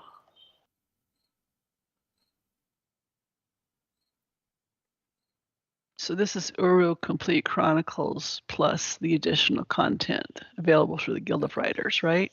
Well, no, this is I've imported Myst 5 into this. Into Uru Complete Chronicles? That's correct. And then so it's a combination of the two. Nice. So the difference here, of course, is that it's a heck of a lot better lit, but you have the Edertomanty, one of which is here, and then in the demo, there's a door here, which takes you to the digging machine, and of course that does not exist in Myst 5. Interesting. And Angel Myst is asking why they don't add this to Uru Live, which I'm sure many people have asked over the years. The answer to that is that Doobs is actually working on doing just that. Ooh. And so it is my sincere hope that one of these days we'll actually be able to do a walking tour of this, where everyone goes along. Now, do we get visited by Escher? No, because in this version, all of that stuff is disabled in this. Okay. Just as I can't which makes sense. I can't open the door and close doors here either. But when Doobs is done, he's actually working on a combined version where we not only have some of the functionality of Myst 5, but he's also rebuilding a lot of the models to try and bring in stuff from the Descent demo. Oh, So that's incredible. yeah, I'm really looking forward to and hope he finishes it. Yeah, me too. That would really be incredible. So let's go ahead and take a look down. Well, I'm So you sure can he would see- have to overcome any licensing issues before he does it, Oh Angel no, Myst. he's if you're talking about that, no, he's remember doing all of the assets from the games basically are now available, and fan writers have open reign to do this stuff now. So Oh, cool. the permission from for all of this has already been given by Cyan. So here is a look down the Great Shaft as it is here in Myst 5. And you'll Which see is that quite different from it's Live. very well lit.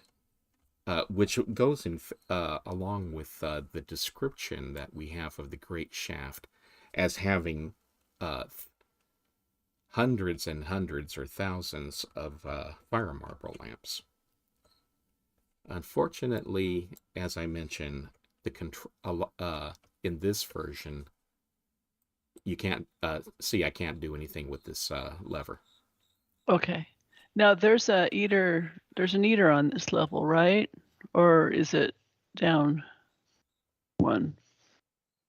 There are this is the one that has all 4 of the Edertomanti. Well, we cannot get down the way you're supposed to, so we'll just have to fake it.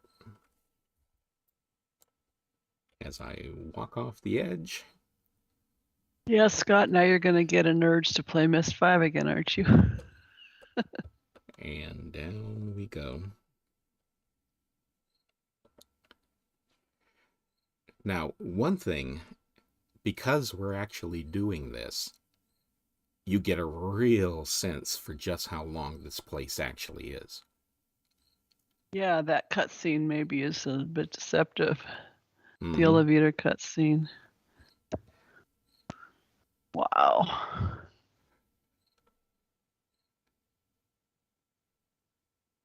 And the amazing thing is that they actually made the whole freaking thing. Really? Wow. Down, down, down, down, down. Well, Escher does talk about the majesty of this particular area, if I recall correctly. Mm-hmm. And Angel Myst is asking, is this 2 miles down? It's 3, isn't it? 3 miles.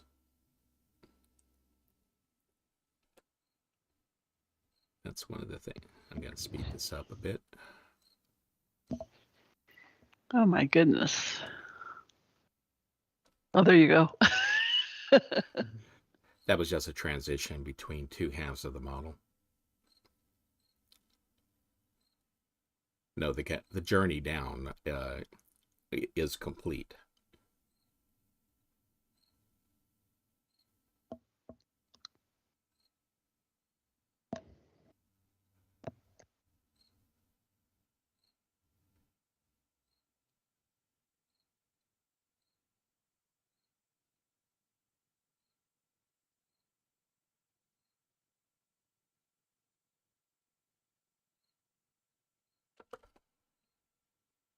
There's the elevator.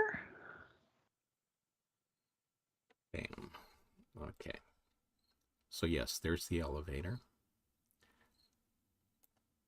And this is the floor, which is up. Yeah, in Uru Live, this is all, well, I don't want to spoil anything, but it's right. not in this position, right? I never answered your question about the names. So, first off, this monogram says Tiwa.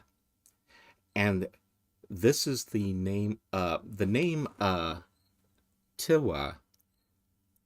Well, I shouldn't say name. It's a Dene word that means shaft, as in the sense of something that was mined. And then Descent is the name they gave to they originally gave to it. But the thing is that and also Rawa and I were talking back when I told him I was doing this tour was coming up. We had a brief discussion about the name, and he said that in one of the novels, I believe that Gen described this place as a well, and and Rawa said that he actually liked that because it was more evocative than the word shaft, which is kind of clinical. But then somebody pointed out that if they had called this a well instead of a shaft, it would give the wrong impression. Because when you're standing at the bottom, because the Denis would be standing at the bottom looking up, not at the top looking down. And therefore, you don't use the word well for something when you're traveling up it.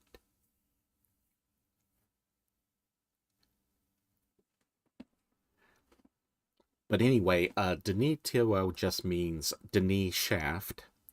Ragaro Tiwa means the great shaft. And so what else was you asking about? What else were you asking about? Who, me? You were Well, asking about Descent, versus Tiwa Tiwa versus the Great Shaft. The Yeah. terminology. And basically, Ragaro Tiwa and is the great shaft in Denis. So the only name that's slightly different is Descent, and that would be basically a name applied probably by the DRC if you want to keep it in character, because they were starting at the top and coming down.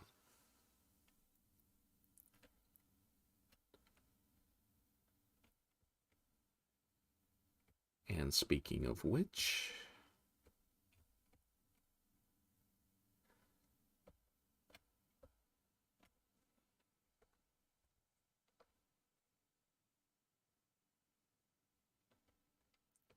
okay, we're here, which is one of the lower Tomanti. There are two down here.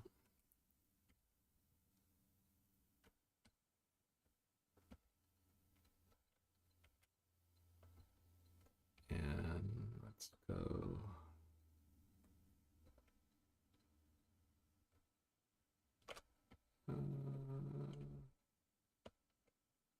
Over here.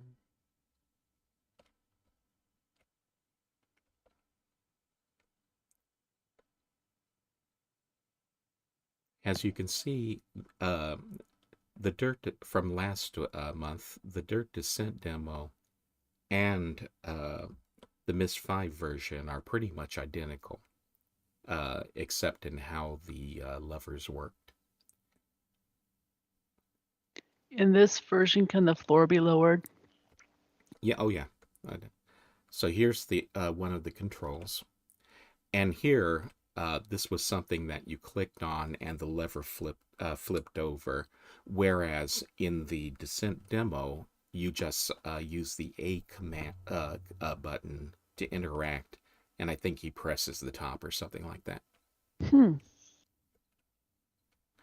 Now, one of the problems... Oh no, okay, I take that back. Here we go. So, here we are with the floor up. And this is the area that I was having a little trouble seeing because it was so dark in the Descent demo. So this is the same level we're on in Uru, that's but where you the are floor right is now. above our head. That is correct. And someone mentioned a while ago that the screws were upside down. I don't know if they were joking No, or. I said that. I mentioned that the writing on the screws is upside down. Oh dear. And that's true in all versions of the game.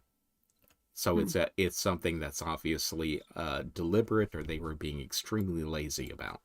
Or someone had a screw loose. Oh, sorry. So I'll resign as hostess immediately. I had to give up trying to show you this area here in the Descent demo because of I was having trouble with finding my way around in the dark. So let's go ahead and take a look. Now we've only got like 30 seconds left for the tour. Is everyone okay? Well, as Larry continues this. Okay. Actually, yeah, so you can see the writing up there. And yes, that is upside down. Now, let's see. I'll run down, since we only have a short time left officially, I will go ahead and take a quick run down the corridor here to show you. So this is the lowest room for the ventilator shaft that goes all the way up, and which we passed over when we were on our way to the shaft from the outdoors. And then if we go over here, and I'm just going to cheat this and go straight up. Whoops. Want to do that. Okay, escape. Now, this is the corridor that goes towards the outside. And here's the second level of the ventilator shaft.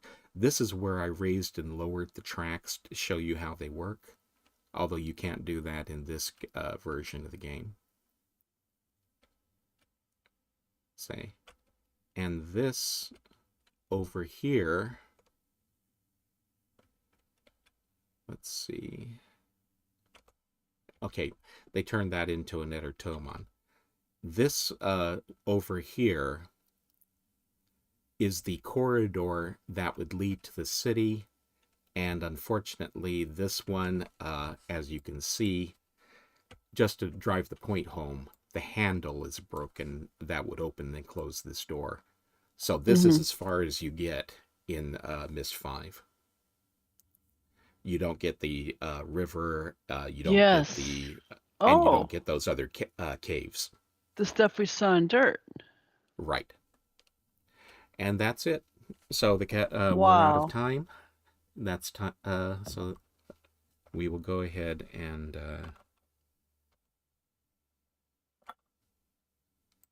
exit out of this. Are there any last minute questions for Larry?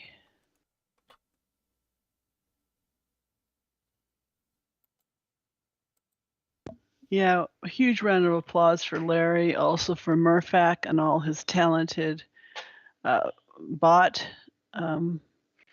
ports and special effects, and the both of them just put an incredible amount of work into these tours, behind the scenes work into these. And I did post a link to Larry's website that has just an abundance of information on it earlier. Okay. What I'm putting up on the street now, as you can see right here, these are the events that are taking place today. Immediately, so first off, yes, today is the Denis holiday of the date of the founding of the Guild of Writers. Today is 9 Levant in the Denis calendar, the day when the Guild of Writers was founded. They were the first guild to be established when the Denis arrived on Earth, and which was considered a high priority. The Writers were officially established by Rinaref during his rule as king, following the completion of its guild home. oops, excuse me, which was celebrated with a huge feast and public ceremony. The Guild of Writers is one of the 5 guilds at the DRC, etc., etc., etc., which we don't need to know. You can find out about that in Corel. And then today's the anniversary of the release of Myst. Phil took place before the Cavern tour. So that's us. And then supposedly there's going to be a Twitch stream of people playing Unwritten, the tabletop game that is more or less role-playing game that's based on Uru, although it's a bit loosely. And then Arte Story Night in for the European people who are on is he European holding it time today? zones. Is Arte holding Story Night today? Probably not. He's celebrating his birthday. Yeah, that's why Arte wasn't with us today, is because today's his birthday and his wife decided that they had plans for it. Whether or not he'll actually have his story nights, I do not know. Certainly not this one, but the one that he holds, say, later in the day at 23:30 key time, I don't know if he's going to do that one or not. And then, of course, we have karaoke party, which is, you'd have to go to, excuse me, I keep losing that. Come on. There we go. They made that menu really tricky. So they stream at that number rather than, they don't have a name for the website. And they meet in the Guild of the new Guild of Messengers pub, the one that you get through by going to the Watchers pub and then linking to the finding the book inside of Eterchiso. All right, thank you everyone so much. Our next tour is Saturday, October 22nd at 11 key time. We hope to see y'all back. Okay. So, thank you very much for coming along and helping out again, Murphak, even though we didn't need you, we didn't use you very much today. But that will presumably be different next month. but Murphak is indispensable for these tours. He's the one who does all the special effects, takes care of crowd control, and basically keeps all the mechanical aspects of these things running for the most part. So you can say there's he is absolutely essential. Zeke is, of course, back. Zeke was the one who founded the tours and was the first host, and he's back learning the changes that we've made since then.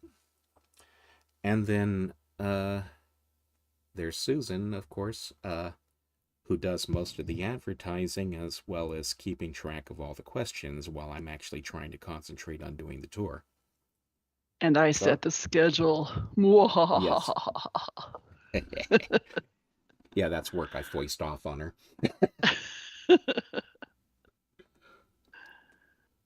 Uh-oh, Rose asking a question. Make it quick, please.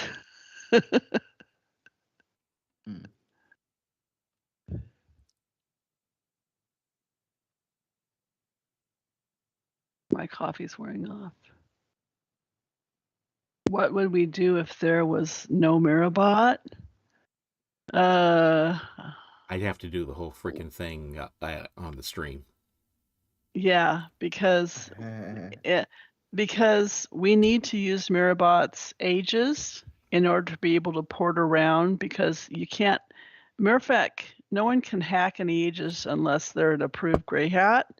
and they make their own duplicate ages to hack. So this is Murphac's instance of Descent. There's no way any Grey Hat could hack the actual Descent that you port to through the normal gameplay. Well, they could, but they get in big trouble. Right. Well, yeah, they're not permitted to. So, okay, everybody, we'll see you next month. Thank you, everyone, for coming. We value all our tourists as well, of course. Couldn't do it without you all. Okay. And that's it, everyone. I'll see you. Hopefully we will see you all next month, and I hope you enjoyed it. All right.